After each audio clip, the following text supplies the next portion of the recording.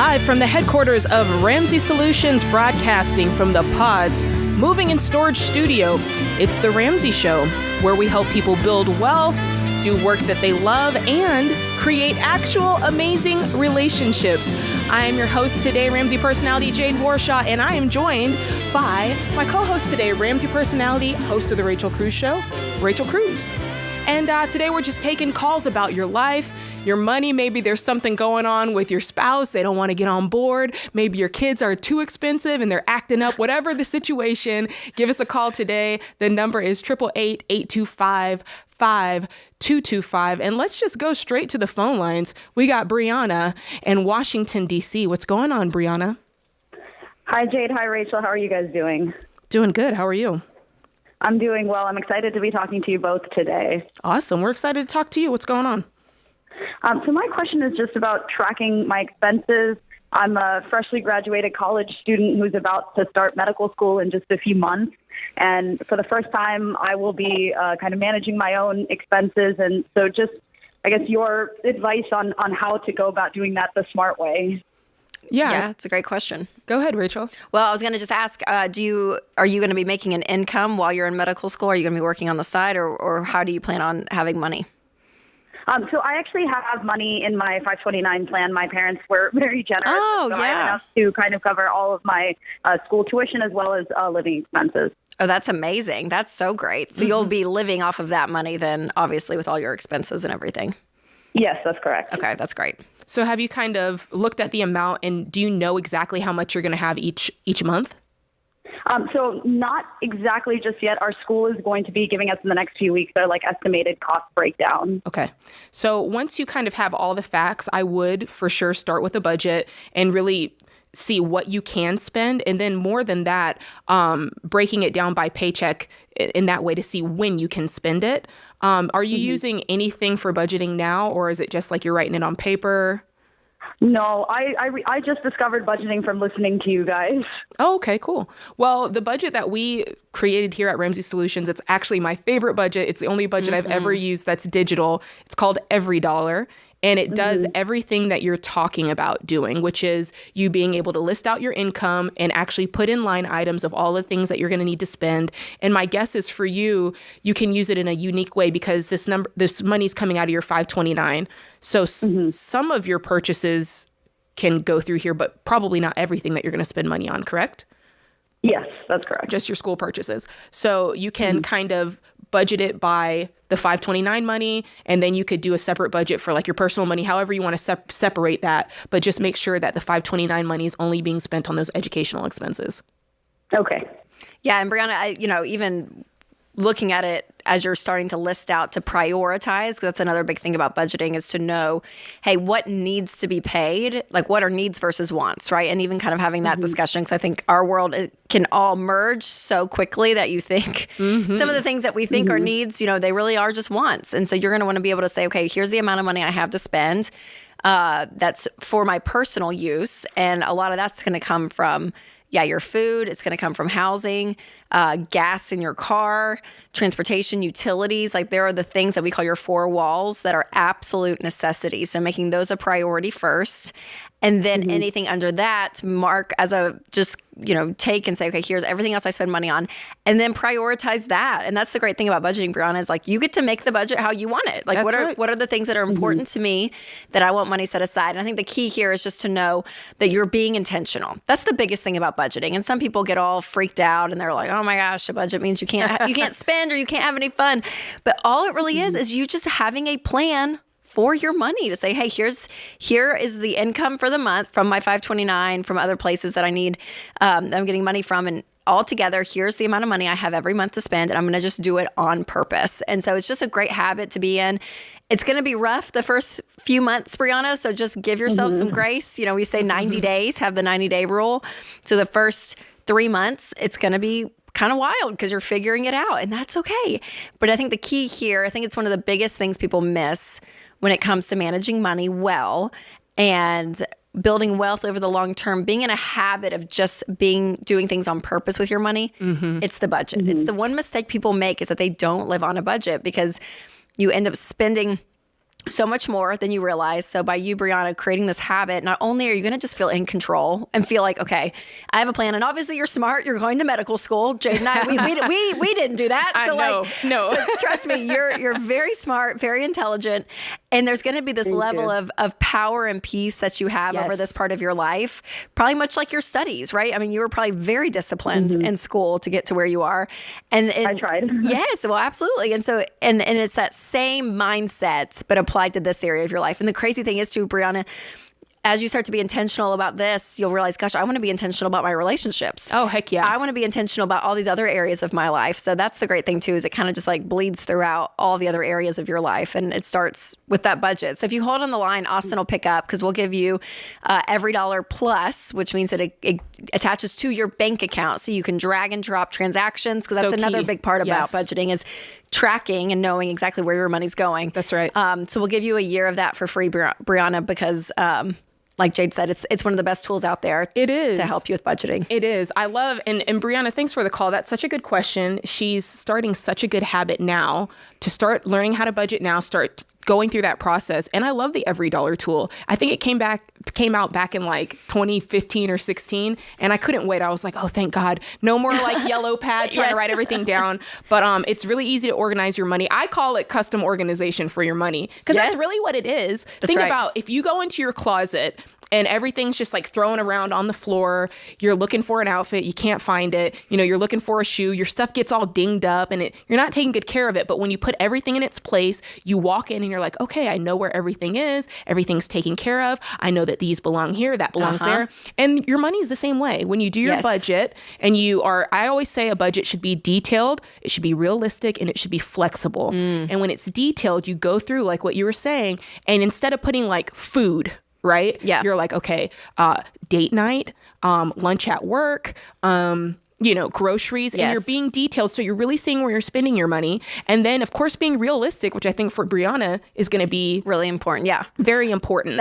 I love that word though, because I think a lot of people go into budgeting and they're like, okay, we're going to do this. And we're going to spend $50 on food this month. And you're just like, oh my gosh, guilty. It's going to it's going to absolutely wreck everything else. So be realistic about your life. You got to be realistic. And then of course there's that flexibility aspect. The first 90 days, the first 60 days, it's tough. Especially if you haven't done a whole lot of research looking back on what you were spending. You're just it's a shot in the dark. That's right. And so that first month, it's like, oh crap, I thought we were going to be able to spend, $800 on groceries. It became $850. Well, you're going to have to pull from some categories, shift it around. And as long as it's your money and not credit cards, you're still doing good. Yes, that's right. Love it. So that's how this works. Getting on a budget. If you're not on a budget, check out our every dollar budget. Like I said, it's the only budget that myself and Rachel use because it works. And I'll tell you this, it's intuitive. I'm not a tech savvy person, and I'm actually able to use it, and it's great with your spouse. It's mobile. They can look at it on their phone. You've got it on your phone. Every dollar. That's how it works. This is The Ramsey Show.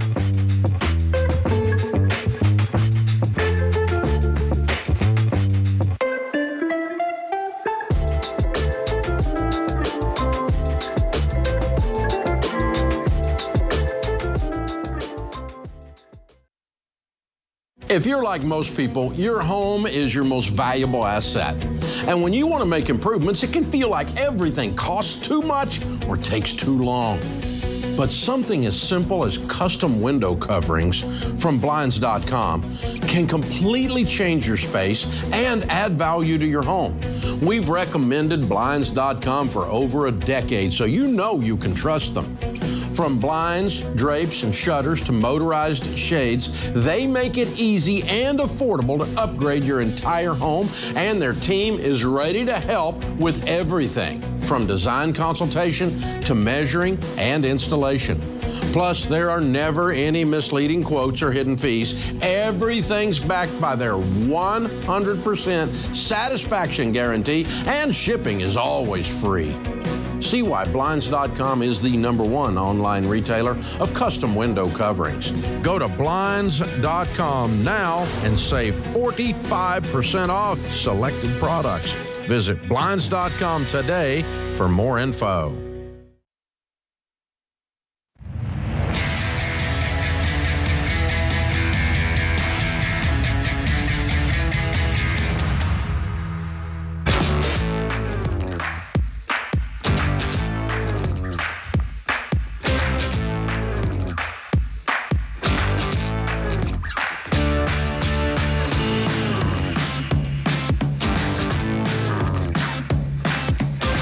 This is The Ramsey Show. I am your host, Jade Warshaw, Ramsey personality. I'm joined to my right by Rachel Cruz, and I love hosting with Rachel. We have a good time out here. We have a good time, Jade, and we're going to continue to have a good time into next week because you and I are going to be Financial Peace University coordinators starting next Monday. And we actually met some coordinators out in the lobby at the break. Whoop, whoop. So this is an exciting time. We've never done this before. You've done this once, but as all personalities, we're all getting on board and doing it. Historic. Yes. And so we will be hosting. You and I do the same class schedule, different times. That's right. What time is yours? Mine is a 1 p.m. Eastern time, 1 to 2. Okay. So kind of over your lunch break. Okay. And yours is in the evening. Yes. It's 8 p.m. Central, 9 p.m. Eastern. So late after the kids go to sleep. That's right.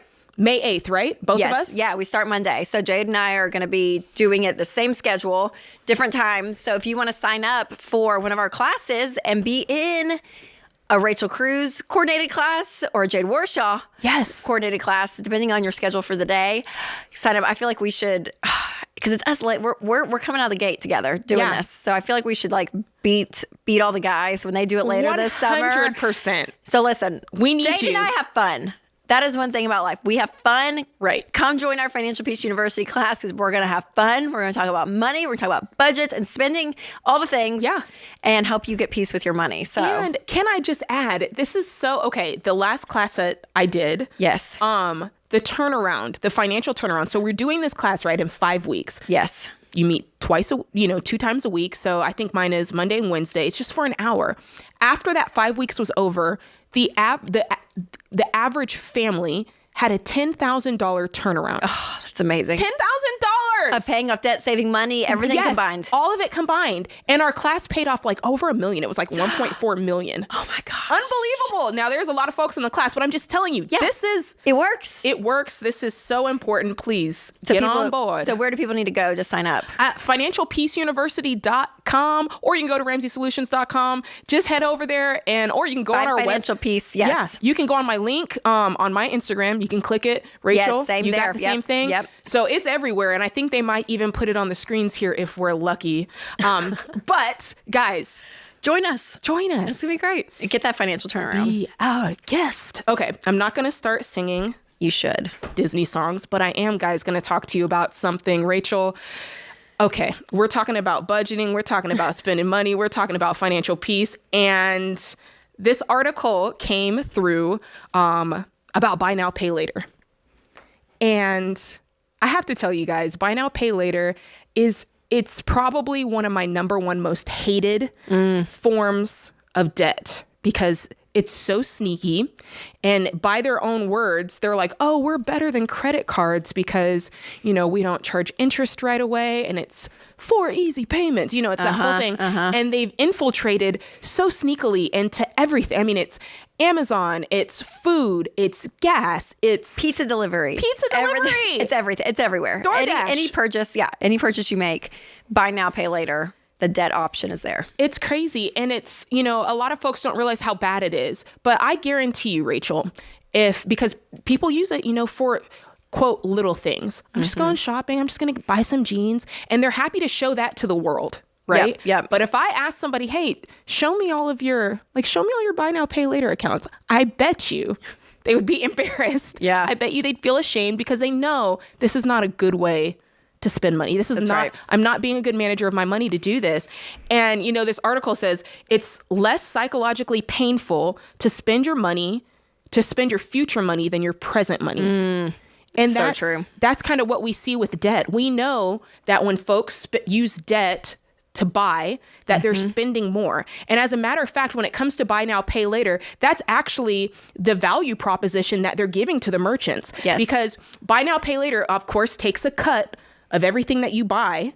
And the way that they're able to make good on that is they say, look, we know that if you use buy now, pay later, your customers are going to spend X% more. And at this point, they know it's somewhere between 12 to 15% more. Yeah, because when you buy that pair of jeans, like you were saying, it's like, oh, I only have to pay $25 right now. Well, then I'll buy some other stuff because I can bump up today and that's fine.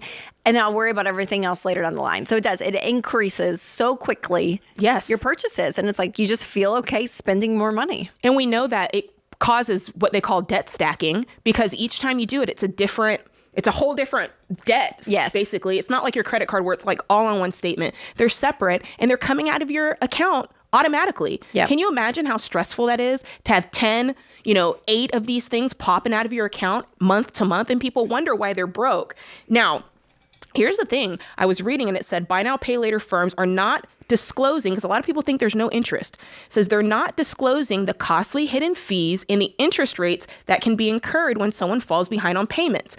It's not the same as credit cards, so it's not regulated the same. And it says, especially on longer buy now, pay later options, they may have an interest rate ranging from 15 to 30%. 30%. 30!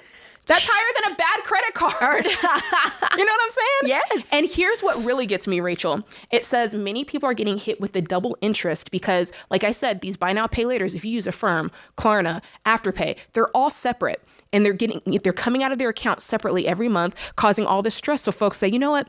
I'm just going to put it on my credit card and pay it off like that. So now you've got Double all of it. Double interest. Well, and what's hard is it's such a...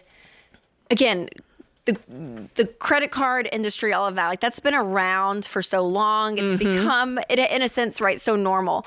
But what this feels like an exciting new tactic for people where they're like, oh, well, that's easy. I can do that. It's got some glamour to it. Yes, there's like that level of like newness to it, and the amount of discernment that goes in sometimes is out the window. Because again, it's not always on these high ticket price items. Like it's not like you're doing this for a $3,000 purchase. You can, but they're getting you with these smaller purchases. And again, it's a mental game. They know what they're doing. Yeah, they know what they're doing, and they're getting you to spend more. The retailers love it because you're spending more at their stores. So it's just it is so not worth playing the game, like you're saying, of balancing and juggling all of these things when life can just be simple. Like life can be simple. It can be simple. You spend with what you have. It comes out of your checking account and it's done. It's done. If you don't have the $25 sitting in your account, your checking account, to buy it, or the $50 or the $75, you can't afford it. You've got to wait till you have the money. And I like doing stuff like this, Rachel. I kind of added up all of the expenses when you go in here. So when you buy things using debt in this market, which is high on inflation right now, this is what you're really paying. The cost of your item, plus let's build in 8.4% for inflation, because we know that's true. Let's build in the 15% that we know is the unfelt spending cost when you're using buy now, pay later debt. And let's go ahead and add in that buy now, pay later interest, or that credit card interest that's somewhere around another, 22 to 30%. All right. So now we're up there. We're between 50 and 60%. And if you're stupid enough to use it to buy food, Rachel, let's go ahead and add in that tip, 20%. Groceries, yep. Look at this.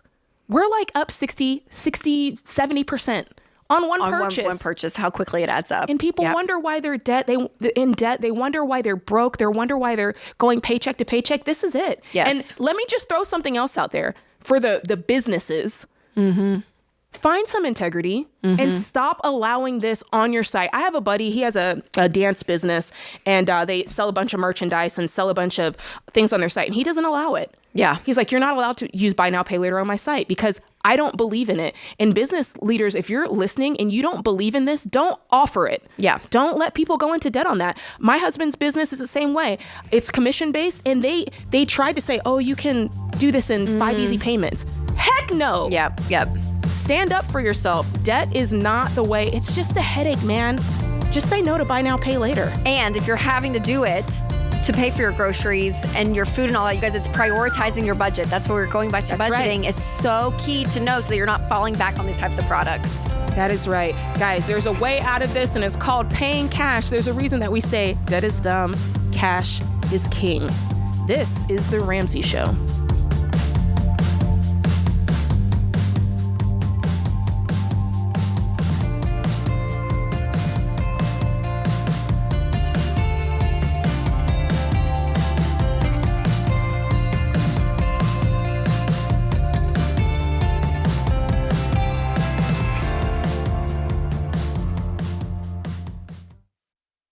Y'all, there's a lot you can't control when it comes to healthcare, but there is something you should check out that can help. Christian Healthcare Ministries. CHM is not insurance. It is budget-friendly, biblically based health cost sharing. That means a community of members helping share the burden of each other's healthcare costs. They help people just like you in all 50 states. So see if CHM could be right for your family. Learn more today at chministries.org/budget.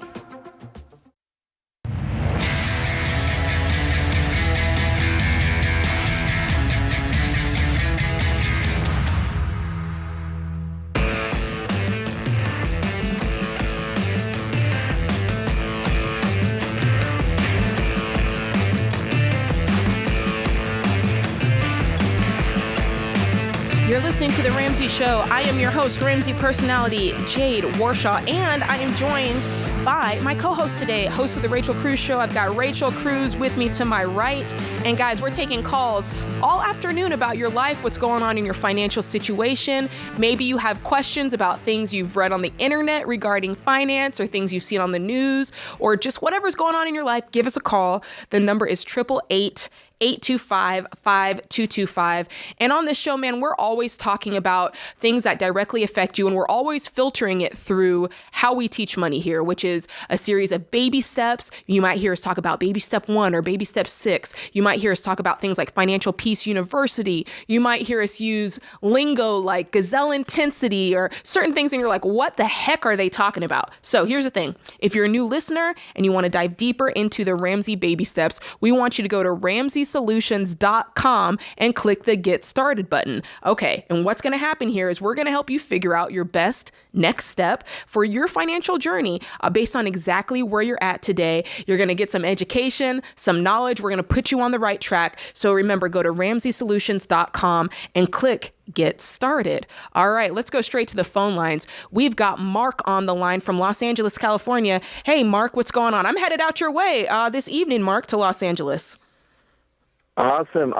Thanks for taking my phone call, Jade and Rachel. Appreciate it. You're welcome. What's going on? A little bit cloudy out here today. Oh, yeah?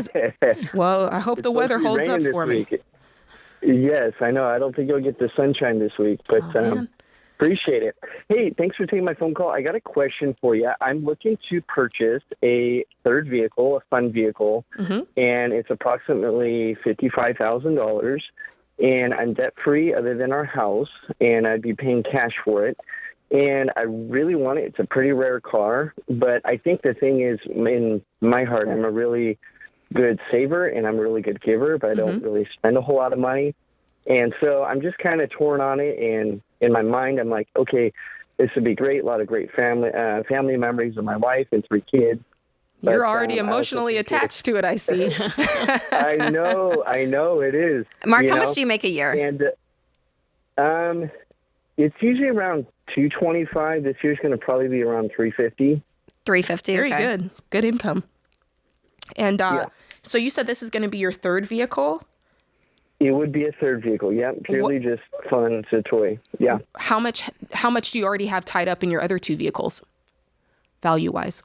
My wife's car is worth about $45,000, and my car is worth about $15,000. Daily drivers, yeah. 15. So I don't know, yeah, probably $60,000 I have total tied up in cars right now. Okay, yeah, because kind of our rule of thumb, Mark, is that we don't want more than 50% of your take-home pay for the year, annual take-home pay, to be more to have motors and wheels. So you want at least half of that, but you make great money, so you're going to be under that. Just barely. Just barely under that rule of thumb, if you will, because we just don't want so much tied in of your net worth being in things that have wheels and motors, because those tend to go down in value so quickly. So, but I mean, technically, yeah, you're in that space. Are you guys have good other savings? Do you have an emergency fund and everything? Yeah, I have about $200,000 cash on hand. Okay. Very good. Why so much cash on hand? Yeah. I had some investments, and we've done really well this year, and so we've had a lot of cash come in, and so I haven't invested it other than just small stuff like 3 to 5% interest in the market and stuff like that. But I have other retirement funds already set up as well. So we're in good shape. It's just, it's one of those things I'm like I said, I'm such a saver and I'm such a giver. But like spending that kind of money, it actually has me worried about it. So I'm like, well, I'll just give you guys a call because I love listening to your guys' show and you guys have such great advice. And, I just don't want to get something and have that buyer's remorse or, everything's so inflated. Housing market, car market is so inflated. It is, but I think you're doing great. And I think that there's things that are it's just part of financial life, and inflation is part of life. And I think that when you're in a situation like yours where you've done really well with your money, you've been smart with your money, you've got to live life while life is here to live. You know what I'm saying? That's right. Absolutely. And, I'm guessing the $55K, is it going to come out of this $200 that's cash that you have sitting, or is it separate even from that? Yes. No, it would. Okay. It would come out of that. Yeah. And then I have about $200,000 in retirement, and then I have about $600,000 equity in our house. Very good. That's great, Mark. And are you contributing 15% or more? Or 15% to your retirement currently? Yes. Very good. Yes, I've got saving that, and then also have a pension system too that I'm on. So cool. Do it, Mark. Mark, it's a green light from us. That's fun. Yeah, you think so? Okay, yes, cool. Yeah, it's just one of those things. I'm always put family first, and this is an experience for you, though, is what it sounds like, right? It's that, and it's all ratios, Mark. I mean, if you called us and you were making, $75,000, you wanted to spend $55,000, and you still had credit card debt and student loans, I mean, it would be a different answer. It's all about where you're at and ratios of your life, and you're in a situation, you've set yourself up so well. So kudos to you for doing the really hard work of that foundation of saying, hey, we're going to get out of debt and have an emergency fund, have some other savings on hand. We're going to be doing retirement. I mean, you've done it all so well. You make great money. So it's all around ratios. And this is not, you're in that formula. You're in that line. So let me ask this, Mark, because this is what Winston and I say sometimes if we go to buy something that's kind of bigger and we're like, oh my gosh. So say you bought this and you had no insurance, it burned to the ground, you never have it. There you go. Does it make you lose sleep at night? Besides the fact that you loved it and it's gone now, but just financially, does it absolutely put you in a panic? No. We're in good shape. Like I said, I don't owe anything except for a house payment, and so we're in good shape. And there you go. I think that's a great emotional. Well, the answer from us is yes. Thank you so much for that call, Mark. Hey, I love getting to say yes. I know. I think people think we say no all the time. We're always like, show the no's. We're like, no, sacrifice, get out of debt. Yes. But when you've done it all, it's like, this is the live like no one else. So later you can live and give like no one else. And I love to say too, that he's like, I'm a saver and I'm a giver. But the spending, it's always hard. And we get that a lot, that people shifting that. So actually enjoying your money, enjoying the money that you've worked for, enjoying the progress that you've made with the money you have. Like, absolutely. All of that is a reason to celebrate and to enjoy life. And I want to highlight this because I think sometimes, Rachel, it's intense what we're teaching and preaching over here. Sure. It's intense. And I think sometimes people follow that intensity past baby step 3. And they don't take those moments to go, okay, like I paid off my debt. I saved up this money. Like I can do a little something for myself. That's right. And sometimes people speed right through and they want to pay off their house before they do something like upgrade or buy a car. And I'm like, guys, no, chill out. Like just cool out for a second and enjoy all this hard work that you've done when it's within reason. That's right. We laid out the math for him. There's method to the madness. It's not just go spend. But man, you got to learn to enjoy some of this. You've done the work, and you can give your money, you can save your money, and you get to spend your money. That's a big part. So love it, Mark. So I appreciate the call because like you said, Jade, it can be. So it's a psychological game almost that once you have sacrificed and saved and put things away and said, no, saying yes to yourself can be difficult and it can be hard. So that's why I think looking at the math is so helpful because math doesn't have emotion. Like it doesn't care. But when you see it and you're like, okay, good. That's less than 50% of what we make a year is tied up in, in motors and wheels and all the things.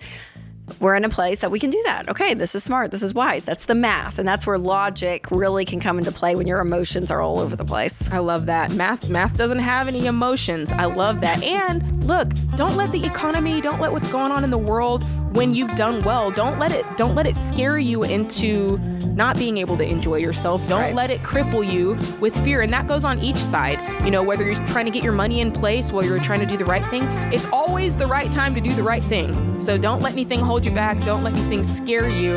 This is life. Life is cyclical. There's ups, there's downs. That's the way the economy goes.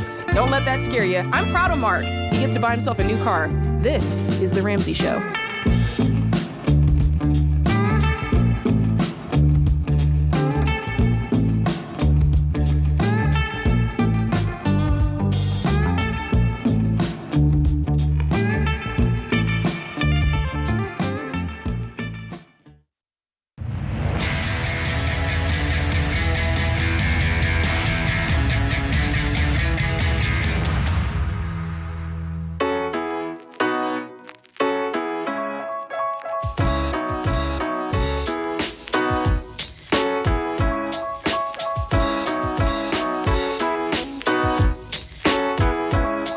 Hey, you're listening to The Ramsey Show. I'm your host, Jade Warshaw, joined by Rachel Cruz.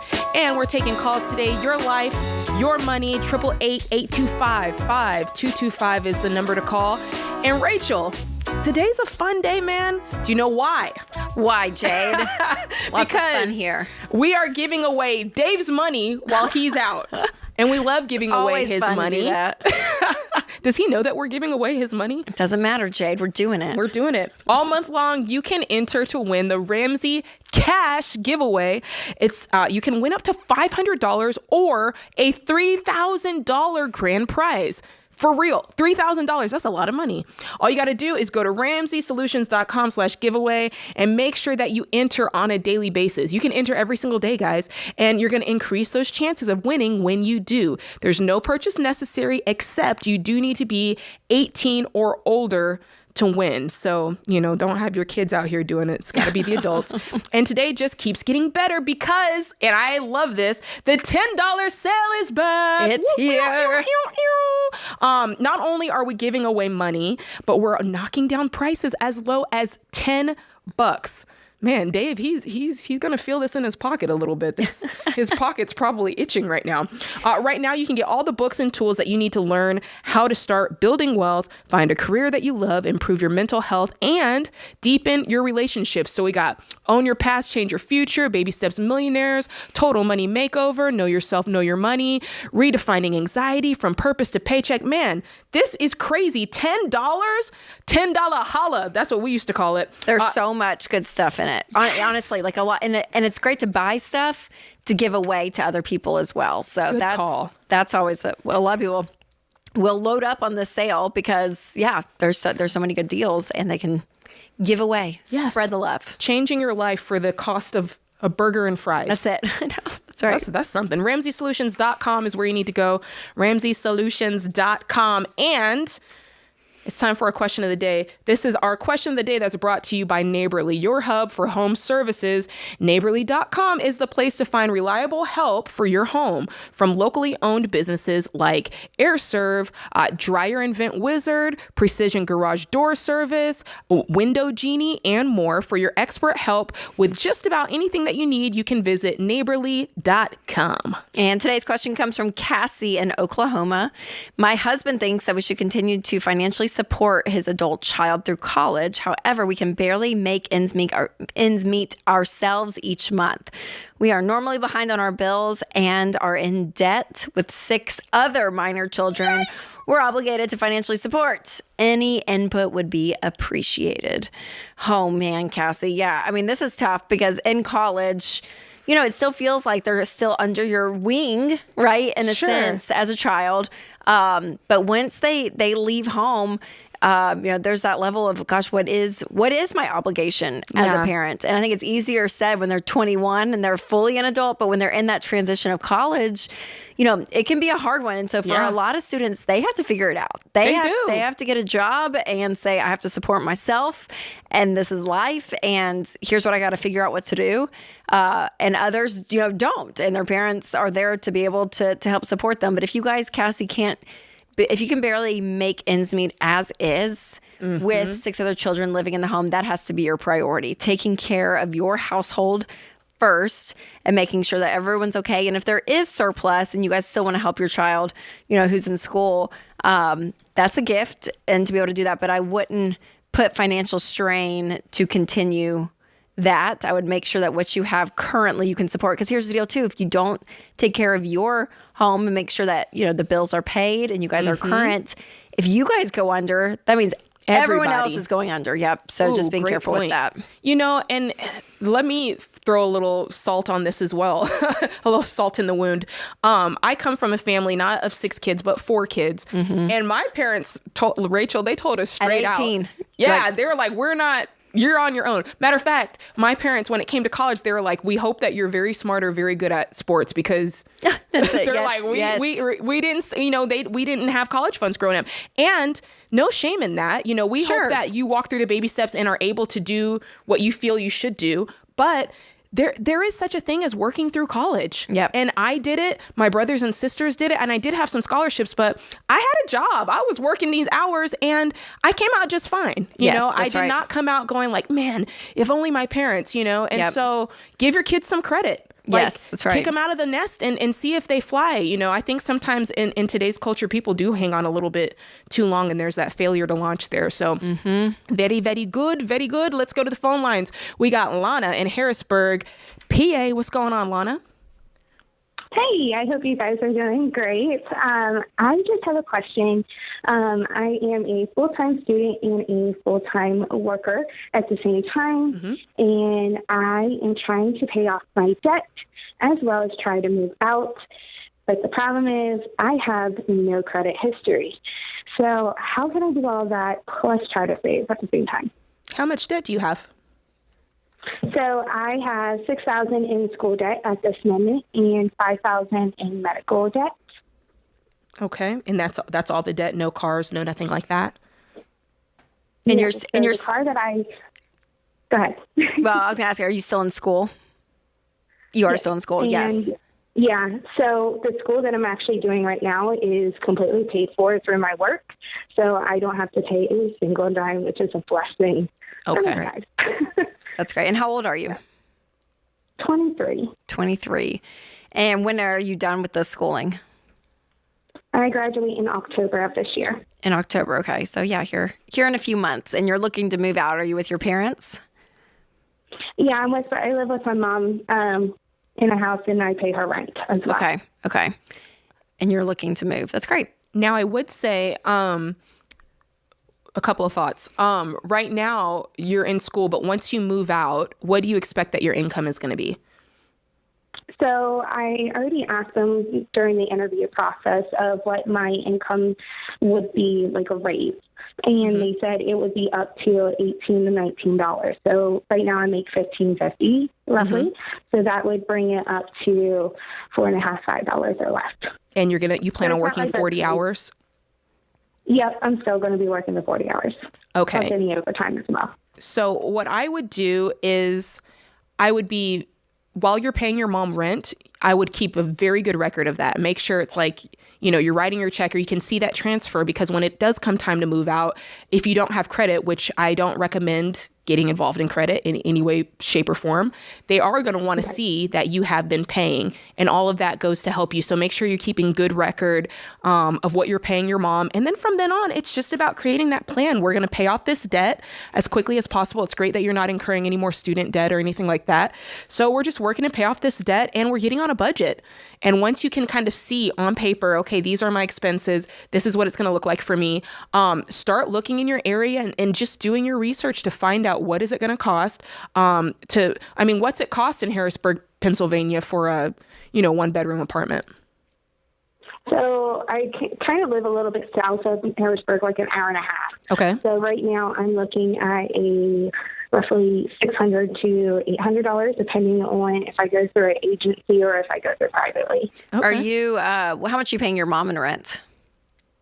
So right now I am paying her $450, so it is lower, but I do help out with the groceries, so it kind of evens out. Yeah, that's great. You know what I mean? Yeah, and I think just so you know, we've even done research, and Anthony O'Neill, who used to be a Ramsey personality here, he did a whole video on calling apartments to rent to see how many actually asked them for a credit score. And it was only like 3 out of like 25 or something crazy. So you can still rent an apartment without a credit score. They may want first month's rent, last month's rent, and a security deposit up front, especially if they don't have if you don't have a history of credit. They're going to want to know that, hey, she actually has the money to be able to do this. So I would have all that ready. But yeah, I think it's a great step. And even if you have debt, it's still okay to move out and get your own place and start launching that. Just know you're going to be losing a little bit. It's not going to be as cheap as mom, but I think that that's okay. I think if you're in a position that you want to start living on your own, Lana, I think that's a great step.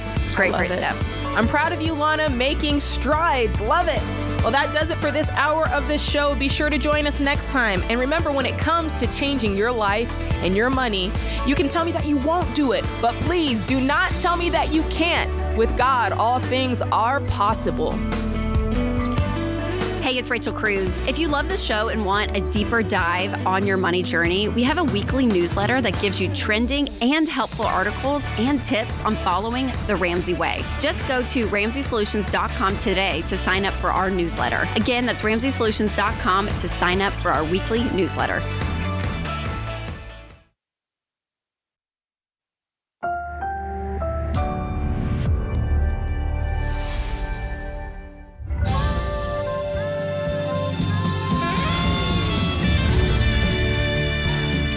Live from the headquarters of Ramsey Solutions, broadcasting from the Pods Moving and Storage Studio, it's the Ramsey Show, where we help you build wealth, we help you do work that you love, and we help you build actual amazing relationships. I'm your host, Ramsey personality Jade Warshaw, and I'm joined by my co-host, Rachel Cruz, host of Smart Money Happy Hour, host of The Rachel Cruz Show, and we're taking your calls today. Give us a call. The number is 888-825-5225. Whatever you call in with, we're going to talk about it, whether it's something going on with college, how are you going to pay for college, what to do with your student loans, how to buy a car, how to buy a house, whatever it is, give us a call. We want to take your call, and we're going to go to Andrew in Alberta, Canada. Ooh, what's going on, Andrew? What's up in your world?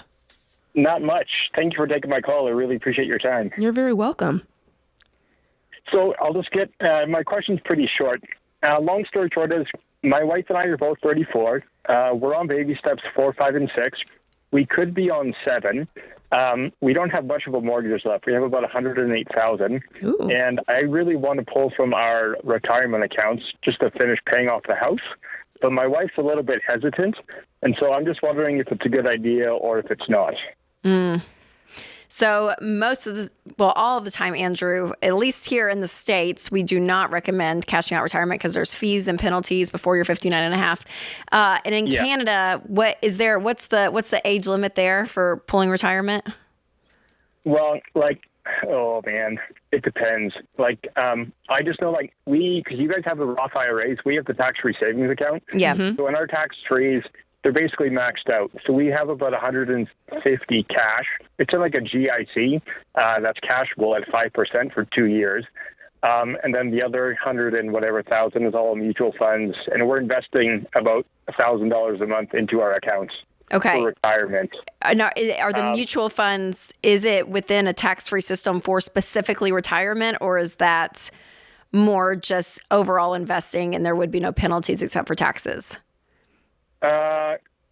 There's no penalty, so I could take it out whenever. I just know, so all in all between, so I have locked in retirement accounts that I can't touch till I'm 65. And we have our tax-free that's liquid. It's still invested at 5%.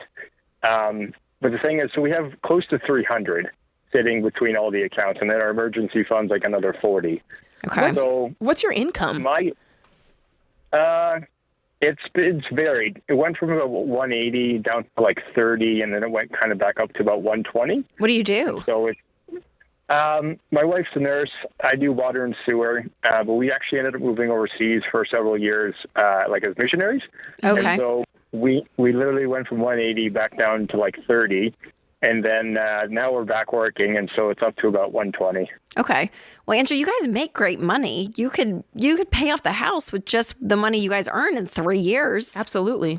How quickly do you think you could do it? Because we think you could do it in 2-3 years. Well, our mortgage is up at the end of next December, and then we obviously don't want to renew because our interest rate is so low. It's at like 1.8%. So I think we could do it. We could probably get it down to about half by the end of next year. The thing is, we've had house repairs. I've had some medical bills that were all cash flowing. So we haven't had to touch our emergency fund. But the medical stuff is the big one. Like it's fairly substantial that I have to pay.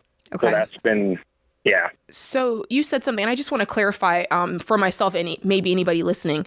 Did I hear right? In Canada, your mortgage is variable for a certain amount of time, and then it has the ability to change. Is that correct? Is that what you meant when you said the mortgage is up? So ours is a fixed rate at 1.8% until the end of next year. And then we would have to renew at whatever the current rate is with our bank. So you're trying to avoid it going higher. Yeah. So honestly, even like I'm really a go-getter. Like I want to be out of debt so bad. I'm kind of OCD about it. My wife's very hesitant, which I understand because she's more cautious, which is what I need. But we're just in such a good spot financially that I just see, like, well, let's just pay off the house, be completely debt-free, and then just stash cash away as much as possible. You're in such a good spot. What would happen? I mean, how far could you cut down your finances? Because what I would do, I would even go for a year and say, how much can we pay off on this for a year and try to cash flow that? I mean, if you had non-retirement, money set aside that were investments, you could pull from that. But it sounds like I just want to make sure we understand his investments correctly. And I kind of the $100,000 in the mutual fund, is that based on retirement? Andrew, is that just overall just general investing you guys are doing, but thinking?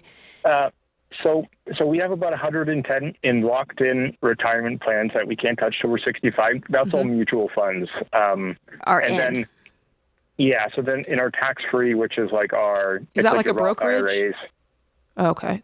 Just with our bank. But then like the Roth IRA is basically maxed out. So we have about 150 in it now, a little bit less. Yeah. That's like a cashable GIC. So technically I can pull it out at any time. We're making a bit of cash on it.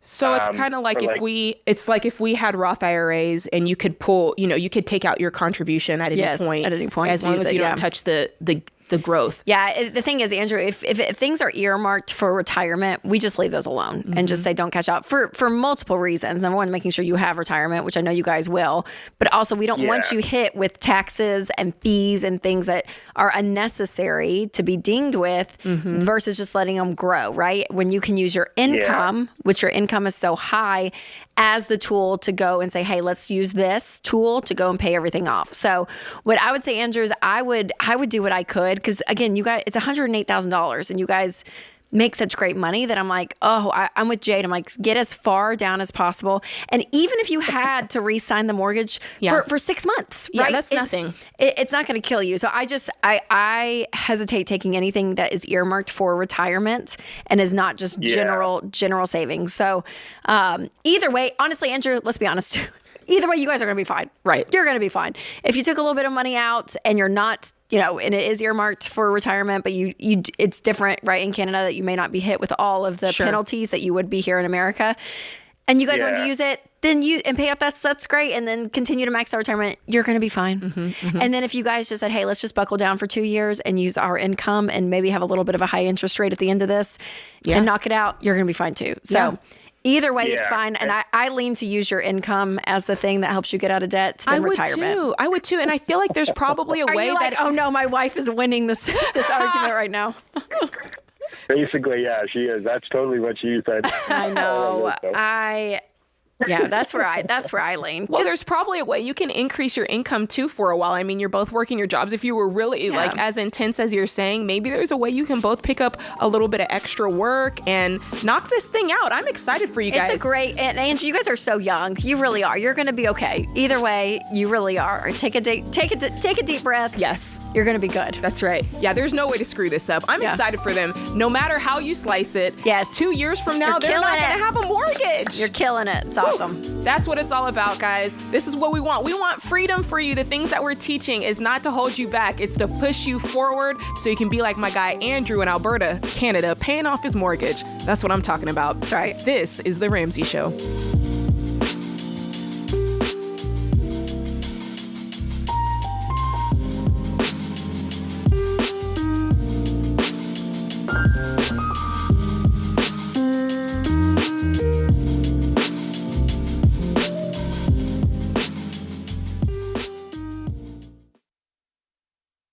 We've been doing business at Ramsey for more than 30 years.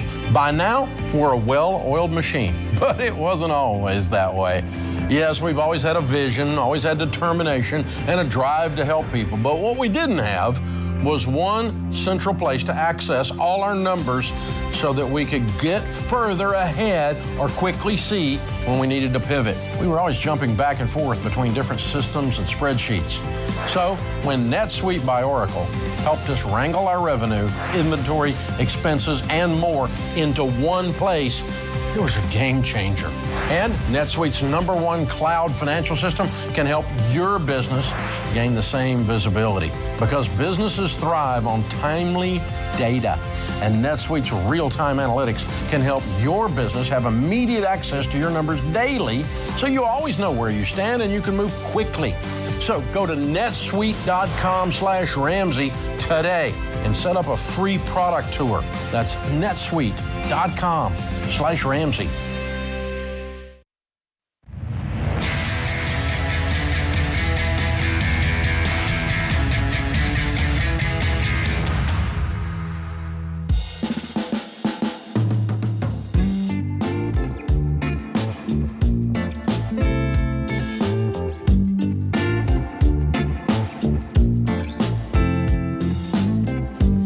Thanks for listening. This is The Ramsey Show. I'm your host, Jade, Warshaw Ramsey personality, and to my right, Rachel Cruz. Rachel, I enjoy hosting with you. This is fun when it's two lovely ladies. You know what I'm saying? I love it, Jade. I love that you're here. We're talking money, and you and I, we're going to be doing some fun stuff starting next week. I'm excited. If you did not hear, guys, we announced something super exciting that me and Rachel are personally very excited about, but this is it. We and all of the other personalities are going to be leading Financial Peace University. We're going to be coordinating the classes ourselves. Yeah, we are. Live from the interwebs. We're going to be coordinating it, and we want you to come join our classes. So I got to do this last month with a group of folks. It was like 1,000 of us, guys.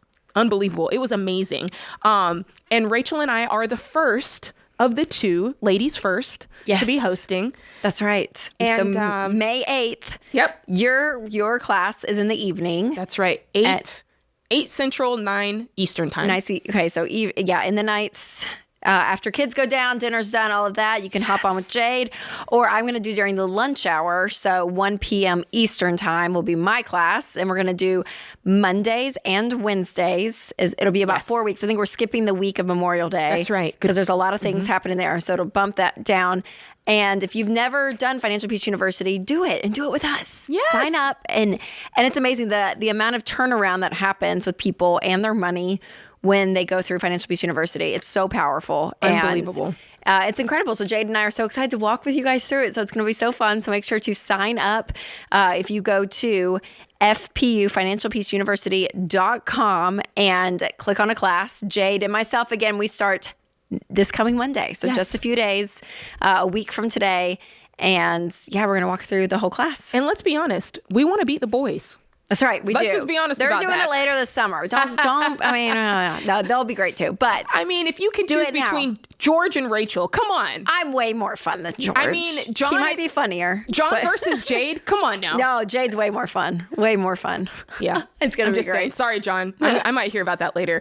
But we didn't even talk about Ken. Ken's hosting a class. Eddie Cullen. Everybody's hosting. This is exciting. Yeah, any class, jump in. Again, the personalities, we're doing it throughout the summer, so different times, different days, different starting points, but Jade's and I starts a week from today. Whoop, whoop. All right, guys. In the meantime, go ahead and give us a call here on the show right now. The number is 888-825-5225. We got Daniel in San Bernardino. What's going on, Daniel?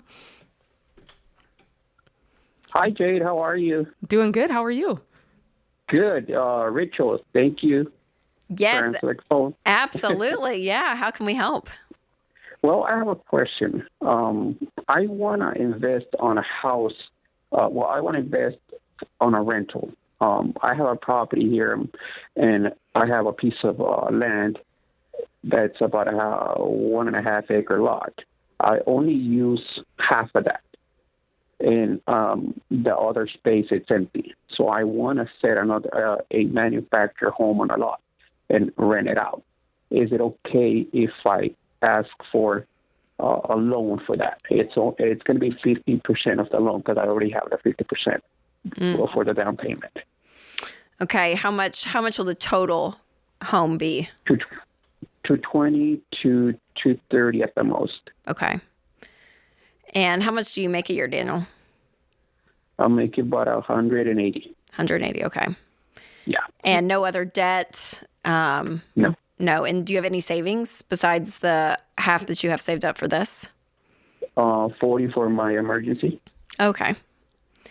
That's great. So, Daniel, when it comes to real estate, we are all about paid for real estate when it comes to, especially beyond just your main home that you're in. So taking out a loan, even if it's half, even if it's 50%, I would not recommend doing that because it just adds in risk. And even with those types of homes, they do still go down in value. Absolutely. Where other real estates, like single family homes or condos, obviously the real estate market's been nuts the past few years. And as you can see, it's actually gained a lot the past few years, but you almost always come out above when it comes to real estate, except for these types of homes that you're talking about. I mean, mobile homes, anything with a motor and wheels traditionally goes down in value. And so it would not be something I would recommend investing in or especially taking a loan out for. Absolutely. And if I understand correctly, you've got this land. Are you living on the other half of the land? Yes, I am. Yeah, I feel like putting that leverage on your own personal property, your own personal land at that kind of debt, especially, it just feels, I don't know, it puts a knot in my stomach. I wouldn't go through with it. Is there a way that you can start saving up cash to buy something less expensive to put on that land eventually? There is a way, but it's kind of hard because I have to come up with everything. I have to go look for the manufactured home. I have to get to people to do the utilities. Mm-hmm. So it's a lot of work. So and plus my work, it's kind of hard for me to do all that stuff instead of just going to where the manufacturer and then they do all the work for me. Mm. Yeah, I wouldn't do it.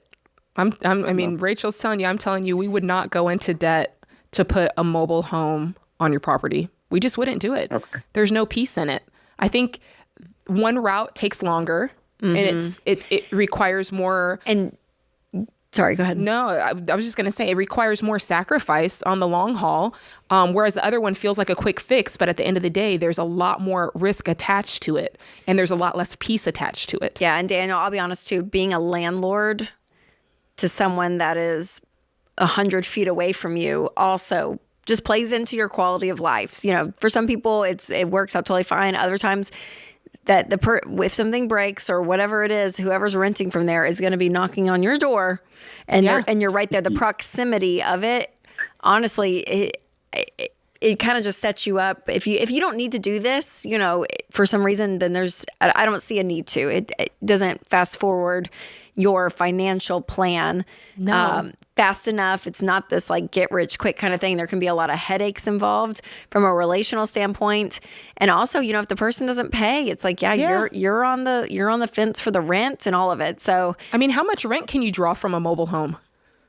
Well, out here, because I have a couple parties that does that for too. So they're making about $2,000 to $2,500 a month.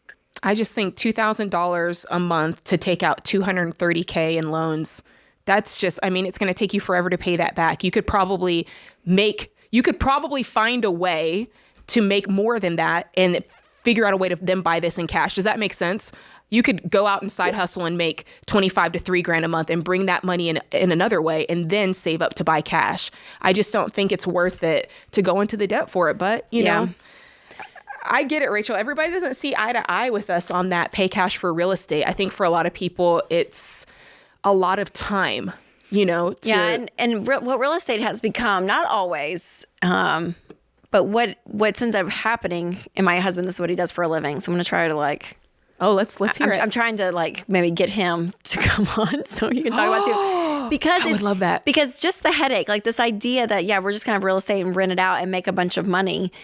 There's so much, it ends up being a part-time job. Mm-hmm. There's risk involved. The renter does not pay. every single month on time. These are people with situations with, a death in the family or a sickness, a medical diagnosis, a job change. I mean, things just happen. And so again, if real estate is something you love, and I come from a family that loves real estate, so it's not a bad thing by any means. If anything, if anything, in baby step 7, once you've maxed out retirement with investments, paid for real estate's a great option. And so I'm all for it, but doing it in the right order and the right way, because I just see it on Instagram. I see it on TikTok and all this. Passive income. It just makes it seem so easy and fluid, and it's just not that easy. And especially when you take on debt and take on more risk with it, it's just not worth it in the end. Yeah, I think people forget about the risk that's tied to it. They're thinking, oh, I can cash flow $2,000 a month or $2,500 a month, and they're not thinking about what happens when you can't rent it out. Yep. What happens when that person doesn't pay? What happens when it's not as passive as you thought it was? That's right. And you've got to get into things that you didn't know you were going to get into. So we're trying to get you there. We just want to get you there the safest, smartest way possible, and that's by paying cash people for real estate. Rachel Cruz knows what she's talking about. This is The Ramsey Show.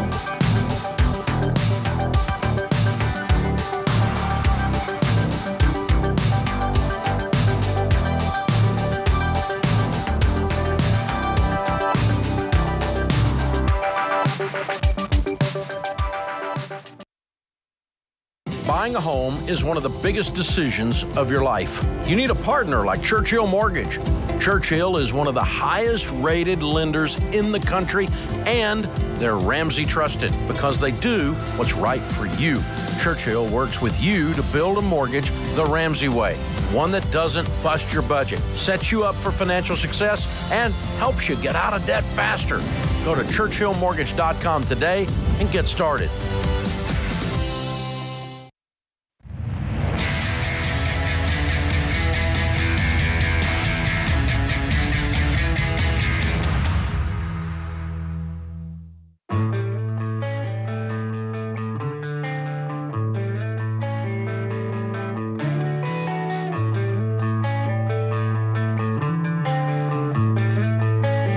It's The Ramsey Show. I'm your host, Jade Warshaw, and Rachel Cruz joining me today as my co-host. Guys, I am tripping a little bit because during the break, we decided that we are going to pull back the curtain. Rachel, we are going to expose ourselves because here's the thing. We're always talking to you guys about your budget and how you need to be spending your money, and this is how it goes. And y'all are probably sitting back there going, I bet y'all are not perfect. I bet sometimes you go over budget, Jade and Rachel. I bet sometimes you guys don't track your financials, Jade and Rachel. I bet sometimes you guys, spend more on groceries or more on going out than you said you were. And you're right. You're right. You're right. It happens. Man. And so I'm pulling up my EveryDollar app. I have pulled up my EveryDollar app. I have it. It's right here. You can see the green banner. EveryDollar. And I'm going to look at April because May just started. And I'll be honest with you. I actually want to say something, but you guys might laugh at me. What? Okay. Since I started working at Ramsey, I used to work from home. Yeah. And since I started working at Ramsey, I spend so much less money because I'm working, I'm not at home. Oh, yes, totally. I think when my office was at home, I would look around and be like, I need this or I need that. And I spent more money. Yes. Y'all, I hardly spend any money now. Sam Warshaw is in the lobby, and he's putting 2 thumbs up because he knows. Yes, I amen. have probably saved us hundreds. Okay, so what we do with our budget, Jade. All right. Which I know not everyone is this. Because again, I think you go more detailed with the budget. I go more detailed with the budget. Yeah, for some people, you don't have to. You can go more broad categories if you want, right? If you've been budgeting for a while. Yeah. So I just went through a few of our months because if there's anything new added to the budget that's not in an obvious category, we just create a new line item in EveryDollar. So I went through February, March, April. Okay. So here were our big ones. You went back far. That's good. I just went back real fast during the break. Okay, so summer camps. Ooh. In February, Jade, and I remember this happening. I don't know if it's like this everywhere, but in Nashville, where we live, to sign your kids up for cheer camp at the local high school for the week or a church camp. Yeah. If you go to the church for the day, our kids they're little, so they're doing elementary school stuff. these people, their stuff is signing up like in February, and it's like it was crazy. So it's like a waiting list. It was nuts. So I had to get all organized and all of this. So we had a whole line item, Jade, and they're doing like 3 camps each through the summer. They're each a week long. So there's like a cheer camp.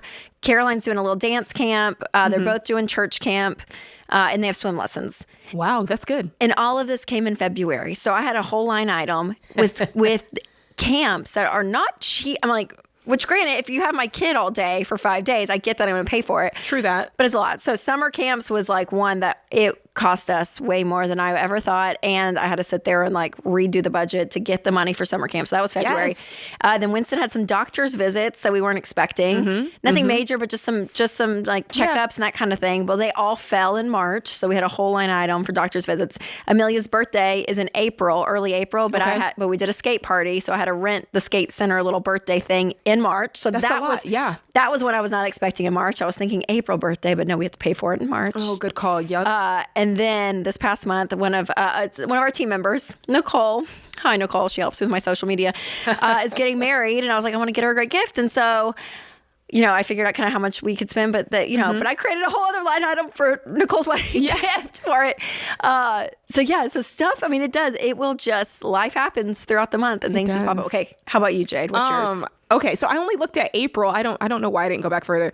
And I am very detailed. Like, we do a line item that's got like all of the giving that we want to do, and it's like tallied out by like tithe, by fun giving, like that kind of stuff. We love giving tips. Like that's a line item to give extra tips. I love that. Fun. All right, so let's see here. That's a great thing. I need to add that. I love it in our giving area. In our budget. Because then specifically when we go there, I'll be like, hey, do you want to use some of our tip budget? Which like, makes sense because then it doesn't come out of your restaurant line item, and you get more. Rachel. I hear you, Jade. That's it. That's how we play this. I hear you. All right. So let's see here. I would say that the thing that popped up was my son's school enrollment. The application fees for his school. For the fall. Yeah, for the fall. Look at all this stuff happening. And so I put it just a separate line item there because I was like, well, here it is. I went over my date night budget. It's in the red. It's red. Hey. Yes, it is. If there's any line item to do that and clothes. It's red. I will justify that one. My grocery budget is not, I did not go over my grocery. Like, I didn't even hit all of it. Oh, good. And I'm just going to say this because I said this on live the other day and people came at me. The average amount for a family of 4 to spend on groceries is between $800 to $1,200 the last time I checked. Wow. I spend $1,200. Do you? Yeah, I do. Okay, you know what? I'm not gonna fault you on that because I have a different line item for. Do you do Costco? Yeah, I have a household items line. Okay, but just grocery store. Just grocery store. Yes, and that's what they say. And I'm like, I could spend $800. As a matter of fact, for a while I did. Yeah. And then I was like, if you have the margin, as you come up in margin, it's okay. But there were a lot of people, I did a Facebook or Instagram live about it, and a lot of people were like, yeah, me too. And I was like, I do buy a lot of like organic and stuff like that. The quality of food too, you buy it, you pay for it. You pay for it. So that makes sense. But totally. It just goes to show there's plenty of space where you can cut money. Now, kid's birthday came up. Ooh. Both of my kids are born in the month of August, the 18th and the 21st. And so there were more expenditures there because we weren't going to do as much. And then it always, you say it and then as it starts happening. And honestly, the weather became nice. And I was like, I feel like it would be nice to have a few more plants in the backyard. Yes. And I got some. Yes. That was not. You know what? I had to come out of another category for that one, Rachel, if I'm being honest with myself. You know what Winston did, and not to blame him because it looks beautiful, but in April we have literally we have a line item. But and it's called rocks. It's literally called rocks because he got these like stepping stones to create this like little sidewalk from our garage to our back porch. Mm-hmm. And that's nice. And it was nice, Jade, because I see the dollar amount next to rocks. Okay. It's not just rocks out there. We bought some nice rock. Doesn't it make you feel weird that you have to buy rocks? And we put it in the budget. We do. We're such nerds. Yes. But again, you guys, it all goes back to the idea of stuff is going to happen, number one. Yep. Number two, it's your budget. So you get to shift categories. You get to figure out, like you're saying, being flexible, shift categories to make it work for you. Detailed, realistic, flexible. And it feels like permission. It's like, yes, there's the amount of money we need for rocks. Yes. Go get some rocks. Now, I'll be honest, I try not to like if something comes up that I want to do or that quote, I'm going to put need in quotes because it's rarely a need. Let's be honest. It's usually a want.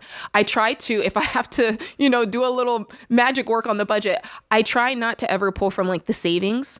I try to pull it from another category. And so like in this case, I had a certain amount budgeted for counseling, but I ended up not seeing my counselor as much. So I had a little chunk of change there, and that ended up going towards plants. Yes, so. but that's great. And that's the game to play is don't, if you guys are past, especially baby step 3, and you just have some, if you have money left over at the month and you're putting it in savings, that's what we do. And we try to hit a number every month. And it's a great game of discipline to go through the budget and say, okay, where can I move up? Because like even our miscellaneous category can start to grow. Yes. And I can look to be like, wow, we can cool out. Yeah, we can shrink that and pull money here. Our out to eat, it had more. It's funny because we spent more on groceries than out to eat last month. So we had some margin there. Yes. Right? That I'm like, okay, we can pull money there. And you can just go through it. It ends up being kind of like this game. Maybe we're just sick in the head, Jade. I don't know what it is, but it feels like a game. So. It feels like a game because you think, okay, I can find that. I can find that extra, whatever it is in all these categories. I will. And again, it allows the discipline to come in. So what's one thing that you are like, if like this, I must spend money on? Like it's a want, not a need, that you're like, no matter what, this has got to be in the budget, please, Winston. I have like a clothing personal line item, and it's not the Rachel. We have the Rachel line item, but then I have a separate one for like clothes and makeup and my hair, all that. Gotta have it. I do. It's just like it's my outlet. I feel that. I'm the same way. I gotta have my nails done. I know. I must have my nails done. I'm not the same woman if I don't. All right, folks, go back and look at your budget, and now you won't feel so bad because you see, we're real people. We're all trying to cut our way through this. We're all trying to make sure we stay on the budget, and we do. This is The Ramsey Show.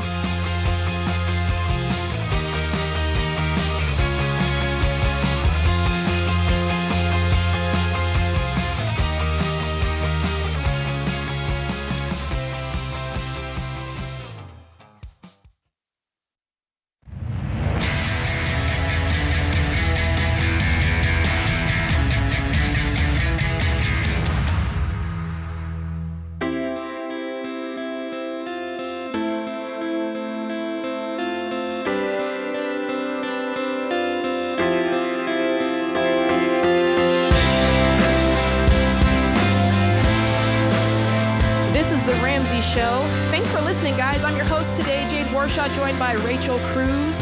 And let me tell you something. If this show has helped you in any way, if you enjoy listening, maybe you just find us entertaining, I would suggest, and I would love it, we would all love it here, if you would share the show. If you would go on there, like the show, subscribe to the show, and leave us a review. Leave us some comments, but only the good comments. As a matter of fact, I was laughing with Rachel about some of the comments that I see, and sometimes I screenshot them because some of them are just ridiculous. So only put things that are factual, number one. Let's not start rumors in the comments. But we would love for you to share comments, good ones. We'd like for you to share it, review it, because this boosts us in the ratings. It helps us with the analog. What is it called? Not analog. What is it? Algorithm. Thank you, James, for saving my life there. The algorithm. The more you like it, it boosts it, and so you see it for the next time, and that's good for all of us. So we appreciate that. And without further ado, we're going to go to the calls. If you want to give us a call at the number 888-825-5225, and we'll take your call. Josie is in Salt Lake City. What's going on, Josie? We were just in Salt Lake City last week. Yeah, we were. I know. How exciting. Yeah. Thank you for taking my call today. You're welcome. How can we help? All right, so I will be graduating from college in a year, which is pretty exciting.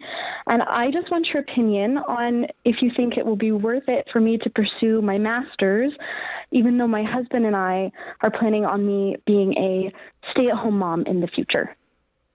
Okay. Are you married now? Like, do you have a... I am, yes. My husband and I got married in December. Okay, good. Well, congratulations. Newly married. And for, staying at home, will you guys want a family soon? Do you think you'll wait a little bit? Have you guys talked about timeline in that regard? Well, so that's kind of tied in with the question. And so my husband just graduated, actually, this a couple days ago with his bachelor's, and he's getting his master's, and he'll have that in 2 years. And so if I graduate in a year, I would work for a year to save money for house down payments and things like that. And then we've talked about maybe having kids then once he's out of his master's, or I have an opportunity to get my master's while I'm working, but it would take 4 years because it's a summer program for, I'll have a teaching degree. So in the summers, I could get my master's in 4 years, and we would wait to have kids till after that. And so that's the thing is, it'd be nice to have my master's, but I probably wouldn't use it. Yeah. Because we would just start having kids, although it's nice to be educated, and especially, you're working women, you know that. I just kind of wanted to have your weigh in on that. Yeah, absolutely. Well, I think if you're doing it from an ROI perspective, you're going to want to kind of map out, Josie, okay, here's how much this is going to cost, the schooling. Here's how much I will make. Are you able, in Utah, I know it's different per state, are you able to graduate from college with the degree you have and go into the classroom, or do you have to have your master's? I should be able to go in the classroom. You can. Okay. So your master's degree for teaching it would be a pay raise, correct? Correct. Okay. And that would be the main reason you would get it. Is that right? Besides, or unless just education is really important to you and you want to do that, but is the main motivation. It would also be a pay raise and kind of a safety net. I plan on being a stay-at-home mom, but if anything ever happened, where I'd have to support our family, it would be a bit of a safety net because it would be a pay raise. Okay. And how much of a pay raise would it be? Do you know?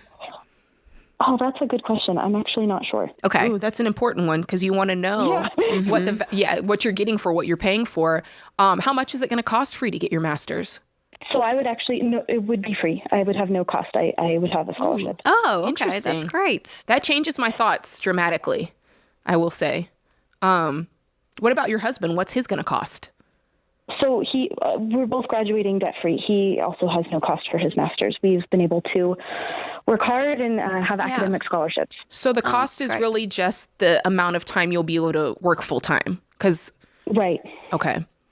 Interesting. Yeah. I mean, honestly, Josie, at that point, it's not really a financial question. It's really kind of a values question at that point. What do you want? I mean, if you know in your heart of hearts that my husband probably is going to have a great job and you really want to be home, be a stay-at-home mom, which I think is a very honorable way to live your life. 100%. We love stay-at-home moms. My mom was a stay-at-home mom. It's such a gift.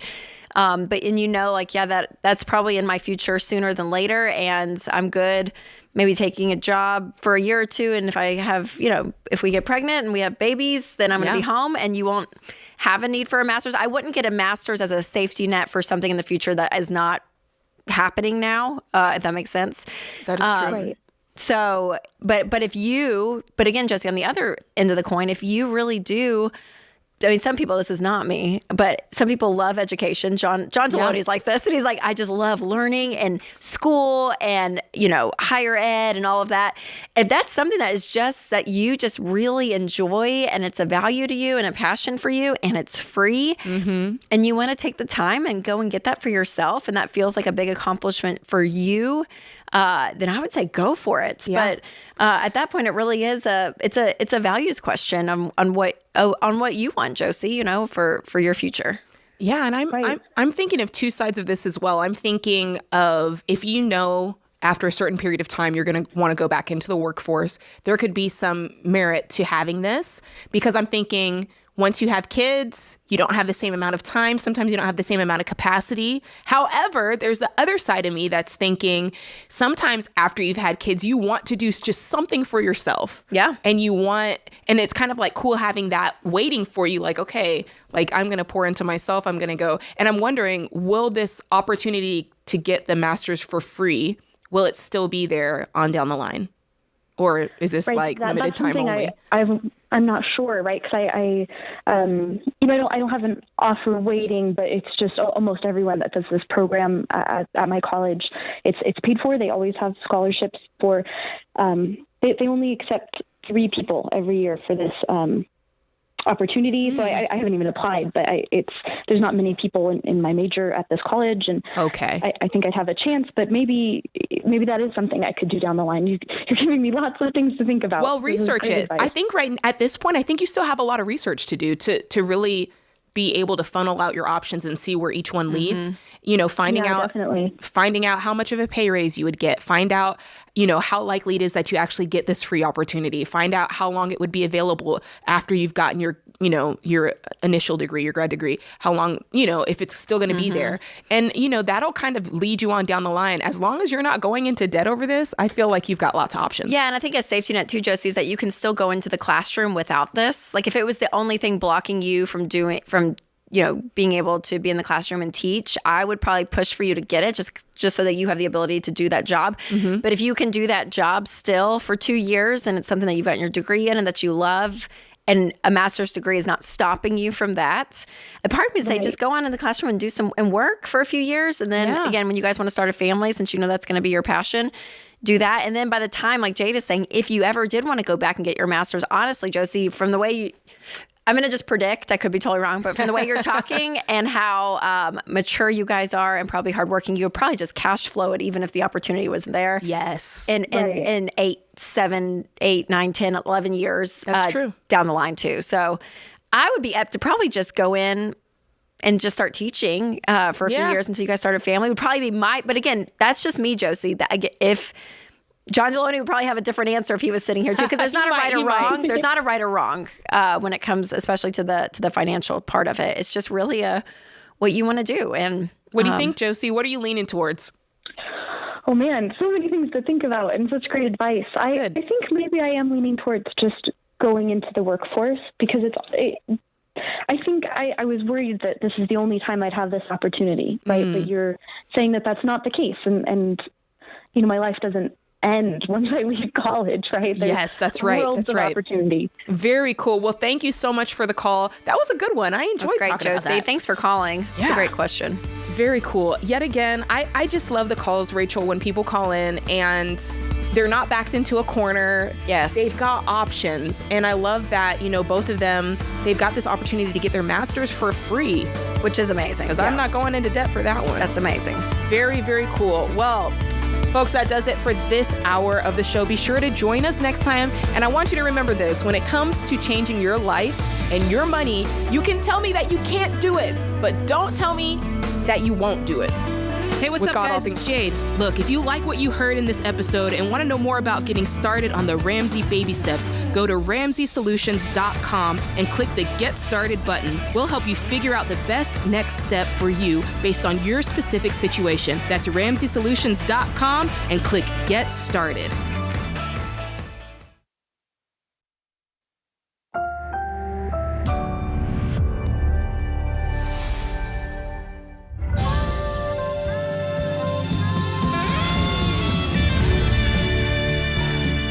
Live from the headquarters of Ramsey Solutions, broadcasting from the Pods Moving and Storage Studio, it's the Ramsey Show, where we help people build wealth, do work that they love, and create actual amazing relationships.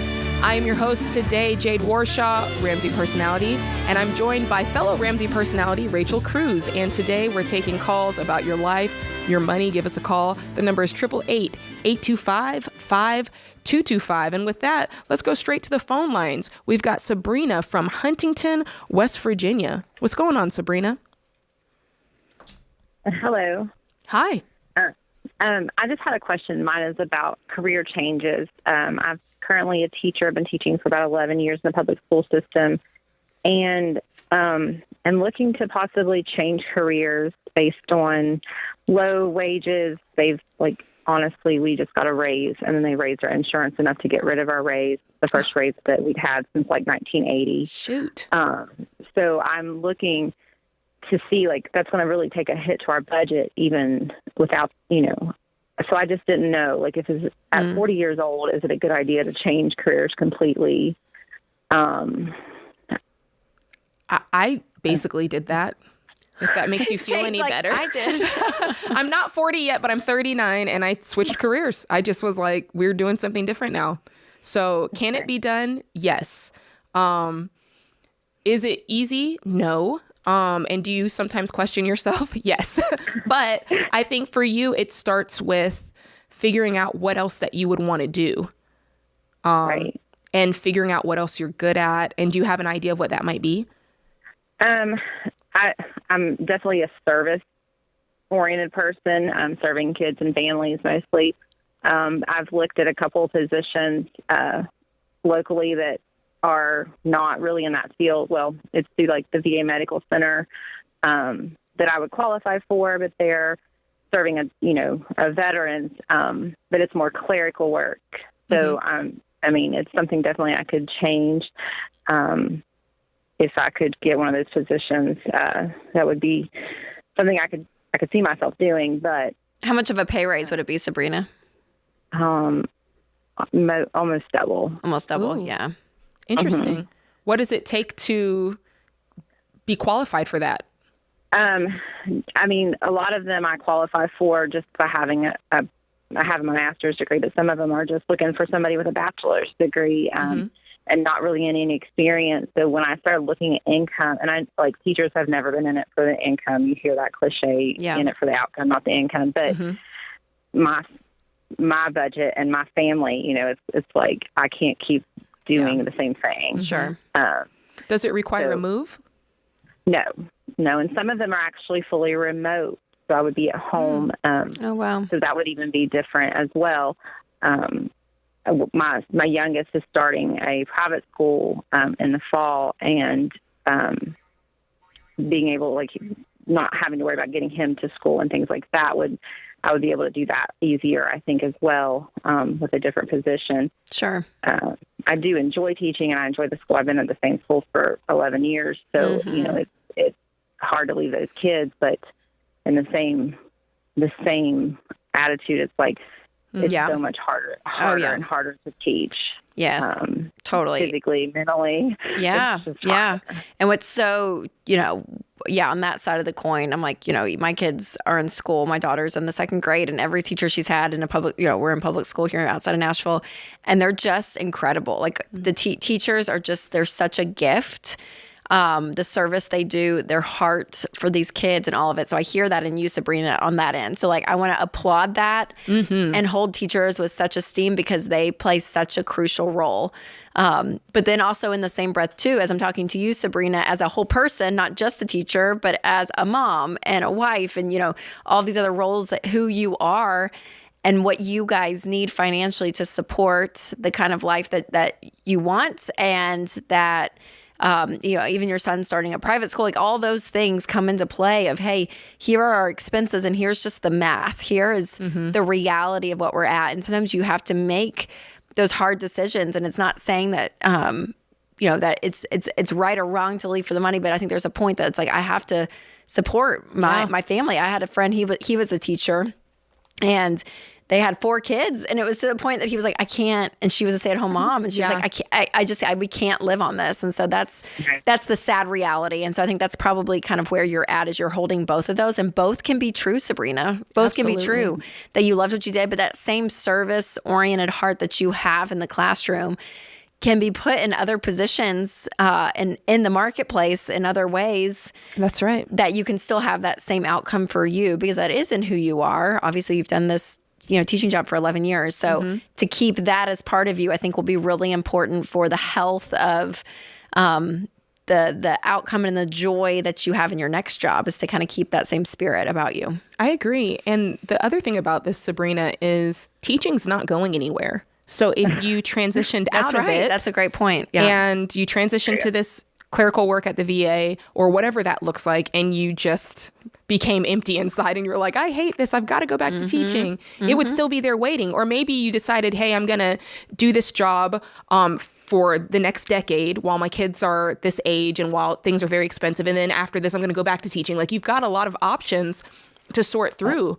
But other than that, it's like, what's stopping you from starting to apply for some of these jobs? Yeah. That's true. The only other thing is I do have my master's, and that's where I do have student loan debt from that. And so it's like, I'm ashamed that, I'm going to leave this position after I owe on this degree still. No, that's a lie. No, don't do that. I'll say majority of people don't use their degree, Sabrina, so you're not going to be the first. I left my degree. Yeah. I feel this, Sabrina. I'm with you. I'm like, look, pivoting at almost 40, it's not easy, but you can definitely do it, especially, and I feel you on but I got my degree in this and I spent all this money. When you said that, I felt that deep in my core. So I understand that, but I think you can do this. How much student loan debt do you have, by the way? $50,000. $50K. Is that the only debt you guys have? We have a little bit of consumer debt besides that. We're in baby step 2. We've actually been able to pay off 2 credit cards and a loan since January. So, way to go. Oh, great job.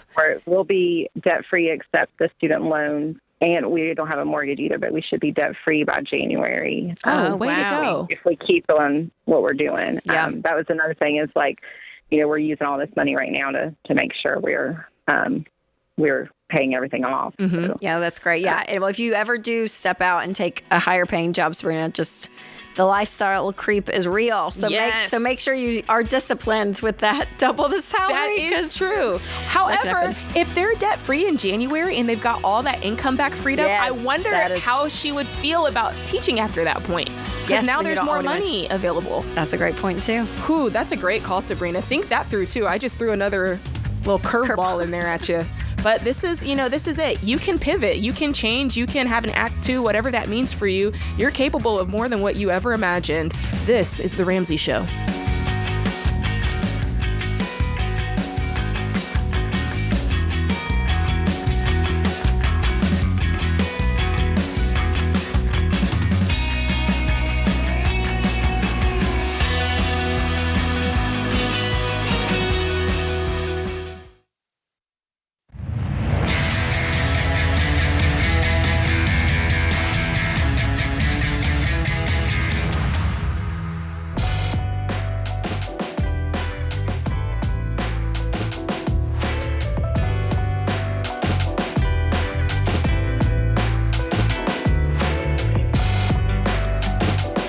Hey, you're listening to The Ramsey Show. Thanks for listening to us, guys. If you want to talk on the line with us and have me or Rachel or both of us talk to you about your situation, you can do that. Give us a call. The number is 888-825-5225, and we'll try to be nice. For the most part, I think that we are nice. I feel like we tame each other down a little bit. We're great. Tough love, kind love. And with that, I am told that there's something that we all need to see. And I'm trying to remember, James, if I've seen this video or not, or is this just going to be a clean reaction? Rachel sent this to me, so I don't know if you've seen it or not, but Rachel's seen it. Yeah, I saw this a few weeks ago. I think it was just funny. I think it's like this comedian talking about mortgage rates and mortgages. So here, check it out. All right, let's see it. I've been paying my mortgage, but according to this, I haven't even made a dent. My original loan was $240,000. I've been paying my mortgage for 6 months, and I still owe $239,000. So you see why that would piss me off? So I bought a $300,000 home, but this is going to cost like $1.8 million. Is this escrow's fault? I don't know what that is still, so I just kind of blame it on that. That's fine. If you want to blame it on escrow, you can. Okay, I hate that guy. They say the rate is fixed. Do they call it that because it feels like I'm being neutered? Oh, gosh. I know, people were sending me that. I was like, that's funny. Because it is true. Funny. It's just how it feels when you're paying interest and you're just like, oh my gosh. Yeah. And I mean, I'll be honest, until you buy a house, I think there's so many unknown fees and things that you don't know about until it gets there. And then you're like, oh, I got to pay this too? Yeah. It's all wrapped in there together. And it can be a lot. I remember, what's the fee? Oh gosh, off the top of my head, I'm not even remembering when you're going to buy the house and it's like you're making good on, not your down payment, but like that little piece, it starts with an E. Gosh, I can't remember what it's called. It's like, yeah. Do you know what I'm talking about? Yes. It's a lot of money though. And you have to it's like customary to put this money there. I don't remember what it's called. No, not escrow. Sam is trying to tell me I can't remember what it's called. But there's so much money that you have to pay. It's like, all right, there's the down payment, and then there's this money and that money, and there's this and this and this and this and this and this. And then you get the statement. Earnest money. Thank you. Earnest money. Y'all, I'm out here sounding like I don't know a thing, but I'm telling you, it's earnest money. And sometimes it's like 10, 20,000. Yes. It's cash money. That's the hard thing about real estate. Again, as we were talking about home ownership, it's the American dream. It's the thing everyone wants, and it's a great part of your financial picture. But man, it's it can be such a downer when you're not financially ready. And that's why we always say it's these surprises that come up, yes, within the mortgage process and everything associated with it, but also just home ownership in general. When something breaks, and you're the one that has to pay for it, and you have to put your money there versus doing, you got it saved up for something else. So you just feel the pinch and the pain when it comes to home ownership, even though it's great. But when broke people buy a house, we always have to say it makes them broker. That's right. Real estate brokers, because it adds on the stress. It does not give you the peace and the blessing that you think. So being in a position for home ownership, when you don't have debt, you have money in the bank saved for a rainy day, you just have yourself in a good position and a good down payments, that all of those things, that formula just sets you up for this to be a blessing, not a curse. Not to mention the move. The move itself is expensive. It's expensive, yes. Just all the move. And, I was talking to Sam and I were talking about this because of all the stuff that's circulating about the new format structure for the LLPAs and all that stuff that's been in the news from the Biden administration. I think that I feel like people are really high strung right now. And I'm not saying there's not cause, interest rates are higher. These new fees are popping out. But there's something to be said. And I think a lot of folks have forgotten, especially first-time home buyers, like real estate is a ladder. You sometimes you come in and you start on that bottom rung.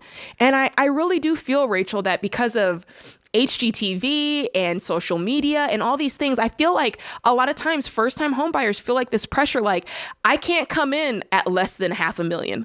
And I'm like, you might need to. Yes. You might start out with a condo. Like you might have to start at the bottom and work your way further up that ladder, build up some equity, then sell, and then take that and roll it over into the next house. And that's kind of how Sam and I started. Our first house, we rented and then we saved for a long time, and then we had our first house, and then we rolled that into a little bit of a nicer house. And that's kind of how it works. And I just think that it's worth taking the time to do it and do it right, so that all those things that you were talking about, the fees and the moving and all of that you can do it, and it's something that's enjoyable and it's a blessing and it's not a burden for you. That's right. Yeah, and the expectation of owning a home and when to own a home and the type of home, just making sure that it's not all out of whack. Because again, I think the normalcy bar of what life says is unrealistic, right? I mean, people graduate from college and or get, your first year married, and it's like, I should own a home. And it's like, but if you're not in the financial position, then no. And the type of home, to your point, that you may own as, just starting out, your starter home, that's why they call it a starter home, is going to look different. Yeah, it's not going to be your parents. Yes, we think that we're automatically going to have our parents' house and our parents' cars and our parents' salary. And it's like, no, bro, it took them a long time to build that up. That's right. And it's okay for that. So just a little 2 cents there on that whole situation. But yeah, I digress. Let's take a call. Let's talk to Danielle. She's in Canton, Ohio. What's going on, Danielle? Hi, guys. Hi. How are you?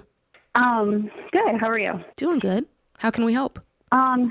Yeah, so I'm kind of in a predicament right now. I'm very high anxiety right now. Okay. Our house is up for sale right now. We just built it in 2018, and we love our home. It's beautiful. It screams like modern farmhouse. Like, we have about 23 acres. We love our house. We put it up for sale, and we just got a cash offer for $480,000. And now we're having cold feet. So my son is going to start junior high this year, the new school year, and he's into wrestling. We're really, really into wrestling. We take him to wrestling clubs. He does private lessons. He goes to the gym. Okay.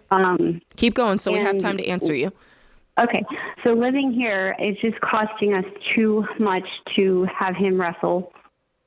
But so if we stay, we got to really cut back the wrestling. He can't pursue it.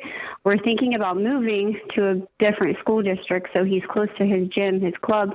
It's a more intense wrestling program at this school, but we're looking at other houses on the market. We can't afford to have the same thing that we have with the interest rates that are up, the new Biden thing. And I'm just starting to have cold feet. Is this stupid? Are we moving for a sport? Is that financially, Yeah. Well, I mean, it sounds like at the end of the day, if you choose to move, you've got to be able to afford where you're moving to. If you can't afford it, you know. Or it may not, or you're going to have to downgrade is basically what you're saying, Danielle. And so, We're going to have to downgrade. Yeah. So as a family, I think that's here. Yeah. I think as a family, you and your husband, he doesn't need to, the fifth grader doesn't need to be making the decision. You and your husband need to look at your financial picture together. And as a family, beyond the financial picture and say, hey, what do we want our life to be structured? Some people, right, on the sports category, they go all in and they're gone every weekend. They're doing travel sports, and that's what they choose to do. Other families say, no, we're not going to allow that. We're going to put boundaries. They can do rec league, but we're not traveling every weekend. So we're going to put, not because of money, but just time with family. It's a value, right? So you guys don't need to let his wrestling be the thing that is driving all these decisions. You guys as a family need to be driving these decisions. So Danielle, I would get on the same page with your husband on how much this wrestling is going to be a part of your life, because there's going to be no brake pedal when it comes to kids sports except for the parents. Society's not going to break it. Coaches aren't going to be your brake pedal. It can go out of control. And again, it's not a bad thing, but if that's what you choose to do, but you guys need to make a boundary for your family and say, hey, what do we want our life to look like time-wise with this wrestling? And what does this look like financially for us? Are we okay downgrading? Because if you say, no boundaries with the wrestling, all in, we're going and we're going to downgrade the house and we're going to do it, that's great. That's what you guys are choosing to do.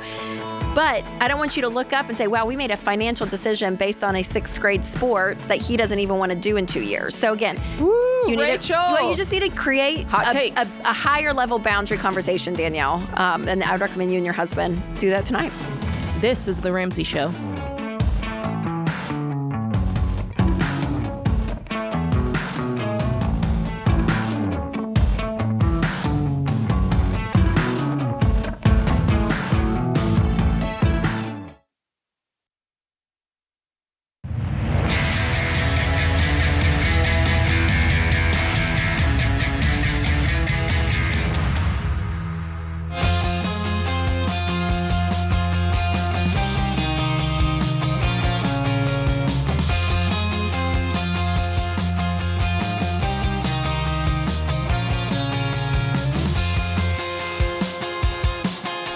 What's going on, guys? You're listening to The Ramsey Show. I'm your host, Jade Warshaw, joined by Rachel Cruz. Give us a call. The number is 888-825-5225. Now, here's the thing.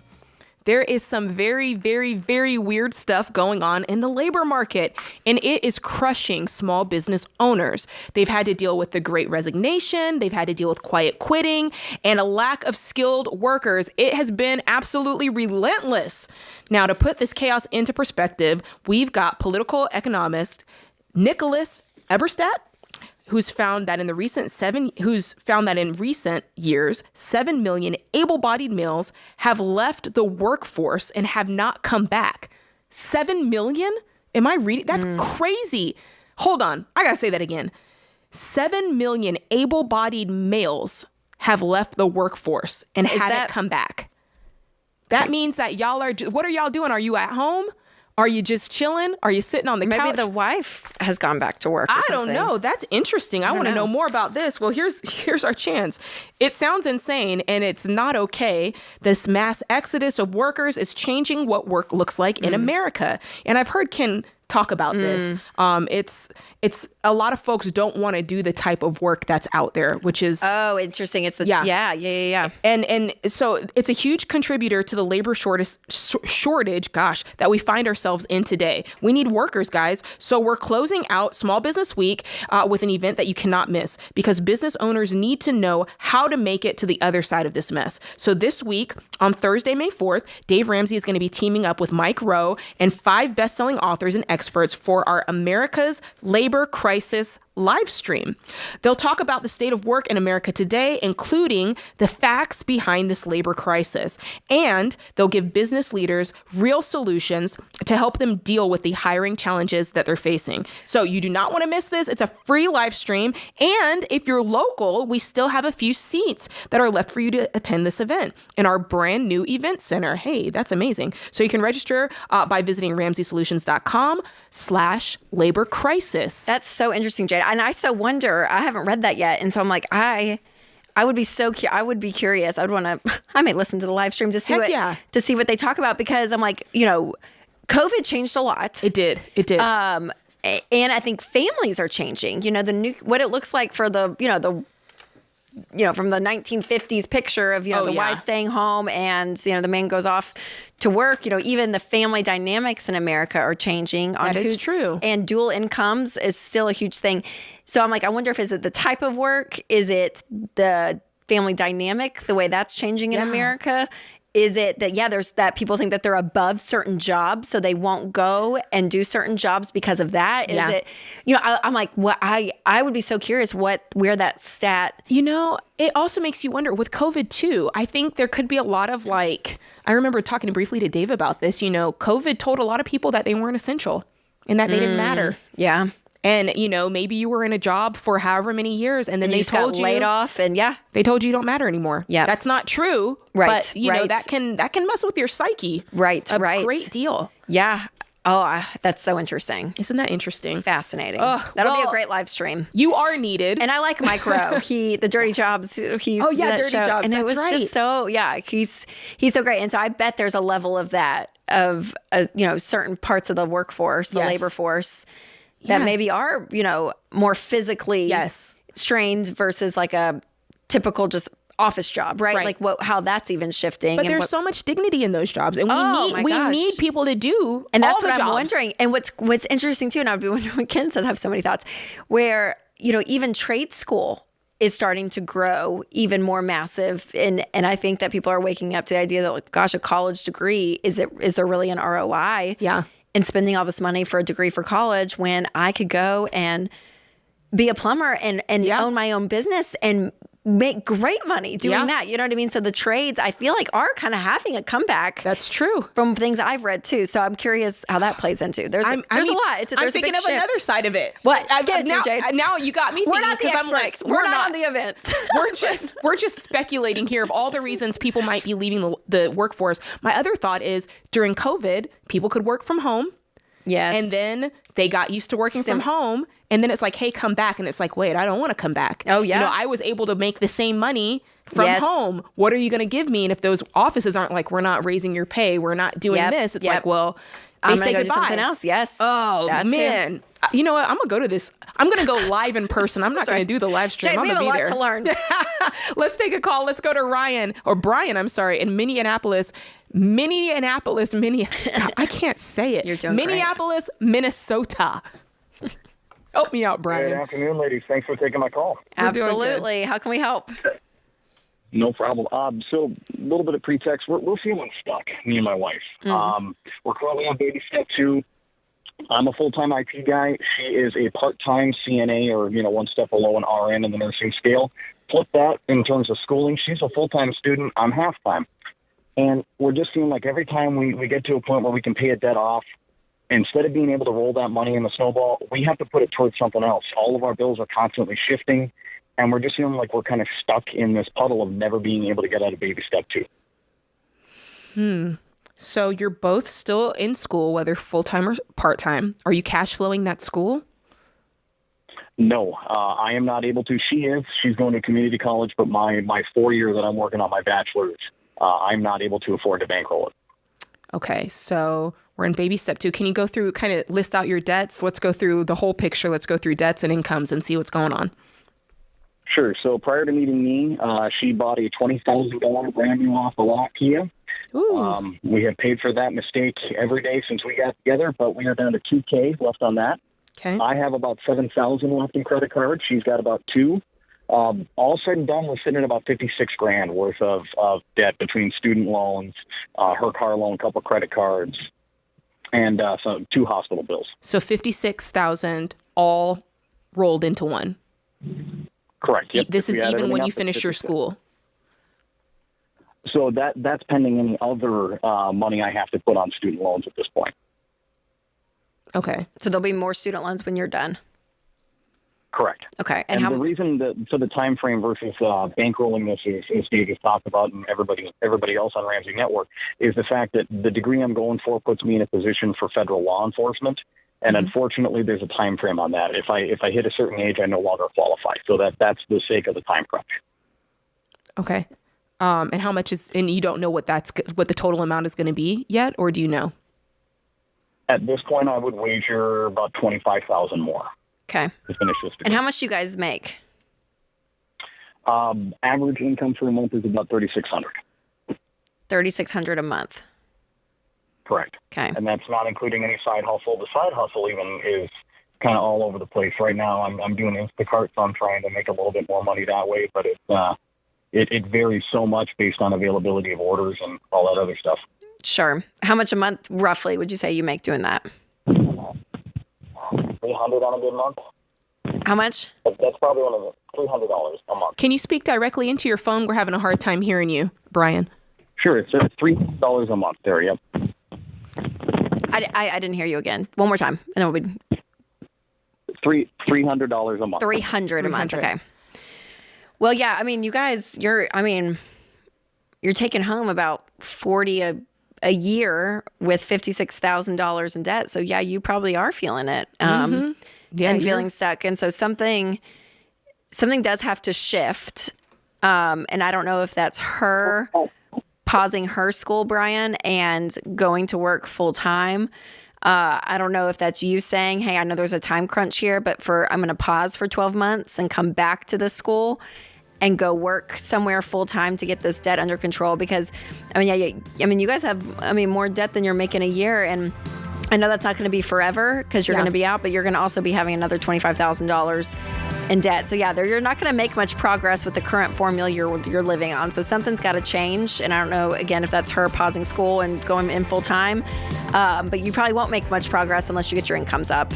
That's the key. There's a major sacrifice that's going to have to take place. You're going to have to get your income up. My guess is your expenses are already down. So here comes the sacrifice. It's time to make a cut. This is The Ramsey Show.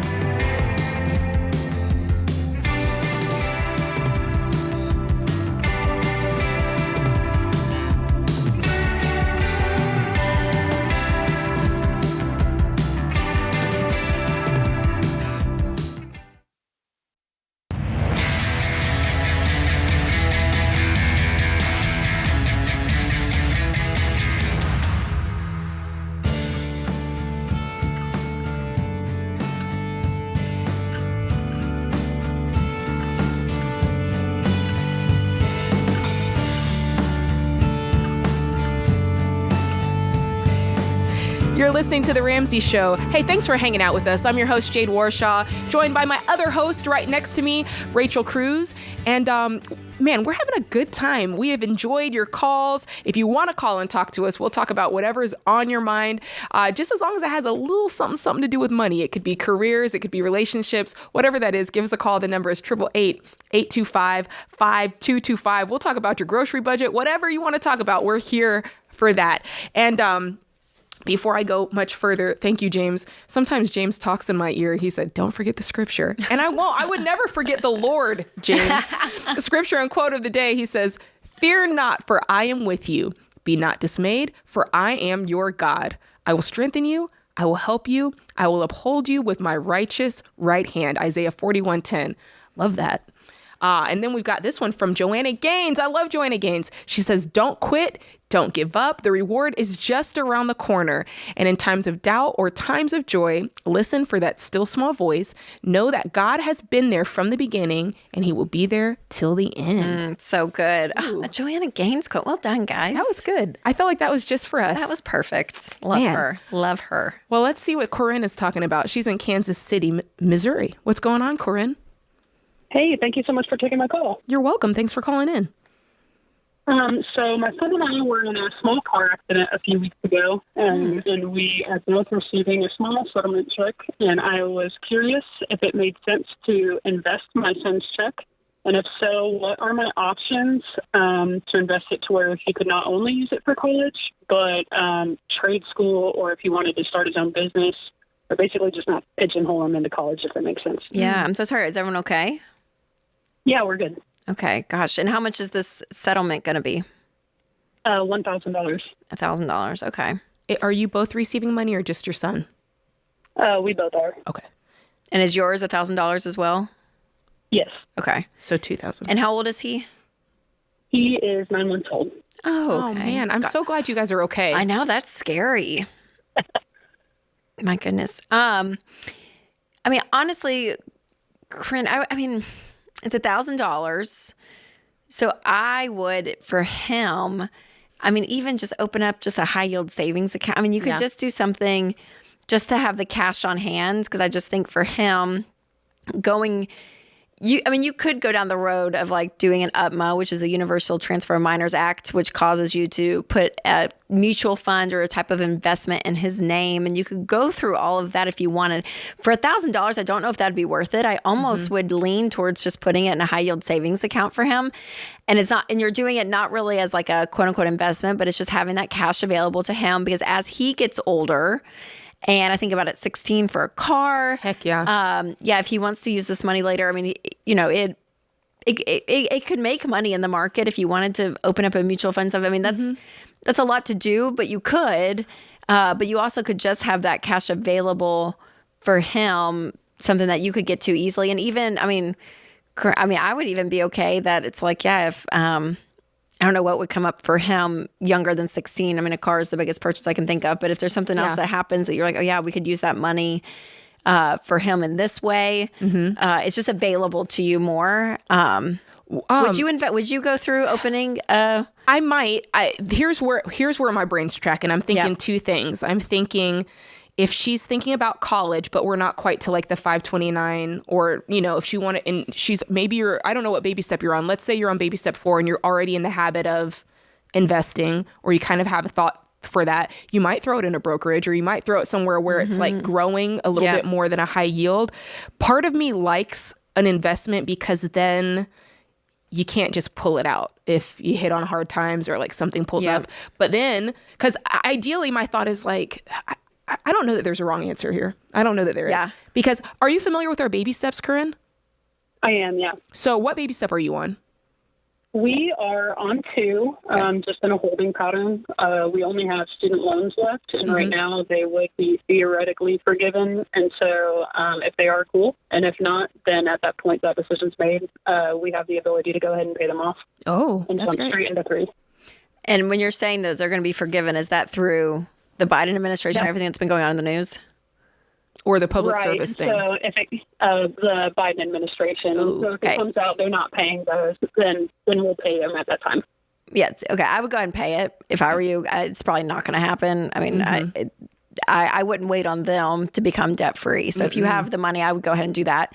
And then for your son, I think you're right, Jade, as you were talking. I mean, it may be worth looking into opening up, a brokerage account, or even a Vanguard, or doing something that you can just put some money in, and let it grow some. With everything being up and down, I just don't want you to. I want you to run the math out on it, because I think sometimes we talk about compound interest that is very real. Yes, but it's also like it's not going to be $1 million when he's. You know what I mean? Or say, like, I think sometimes we can inflate that idea. So run some numbers and just say, for 12%, over the course of 18 years, what is this going to be at 18? And that could be a really nice, gift to give him. So I'm changing my answer. Janice, I'm talking through this. I'm thinking that, or even if she just wanted to go ahead and just throw it into a 529, maybe she's not there on the baby steps yet to continue to contribute to it. Yeah, well, she said she didn't want to do education. Oh, that's right. You did say that. I'm sorry. So I wonder, if it's a brokerage type account or a Vanguard kind of thing, and index funds, or just something that's like really simple. That you, that you're not looking at this as his retirement or something. That's like, if we were talking in those discussions, if it was in that language or that circumstance, it would be something a lot more formal. But I would look into something like that. But it's a great question. And I'm so thankful y'all are okay. Yes, me too. Thank you for the call. That was a good one. I think we've got time. Let's take another one. We've got Callistus in Dallas, Texas. I love that name. What's going on, Callistus? Hey, how's it going? Doing good. How are you? Doing good.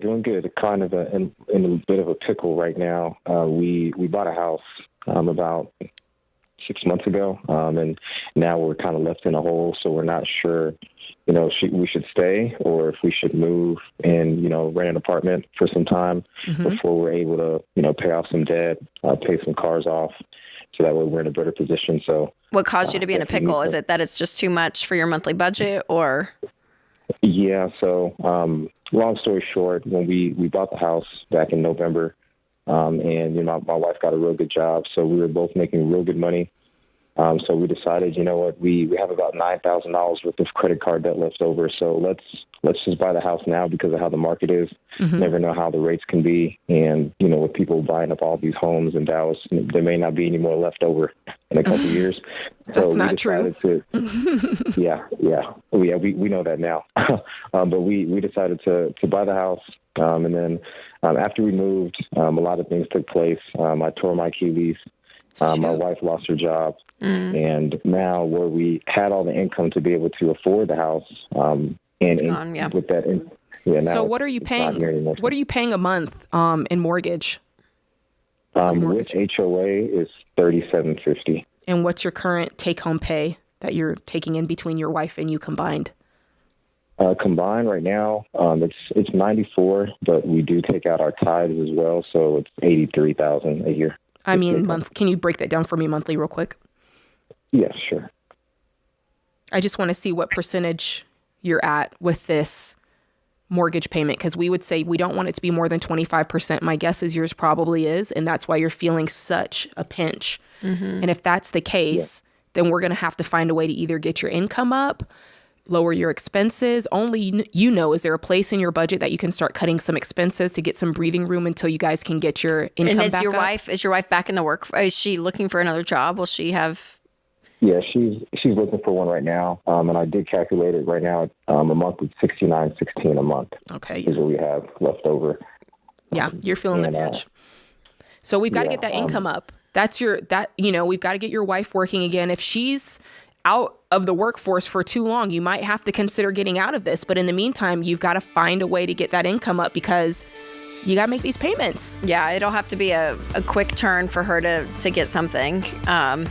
To make some money, yeah. And if this is something that's going to shift, if it's going to take a year, I would say sell it and get out because it won't be worth it. But if you think she can replace it in the next 30, 60 days, if she has some leads happening, then you guys might be okay. And there will be more houses on the market when you need them. Don't let that fear stop you from doing what you ultimately need to do and what you ultimately know is right to do for you and your family. This is The Ramsey Show. Hey, what's up, guys? It's Jade. Look, if you like what you heard in this episode and want to know more about getting started on the Ramsey baby steps, go to RamseySolutions.com and click the Get Started button. We'll help you figure out the best next step for you based on your specific situation. That's RamseySolutions.com and click Get Started.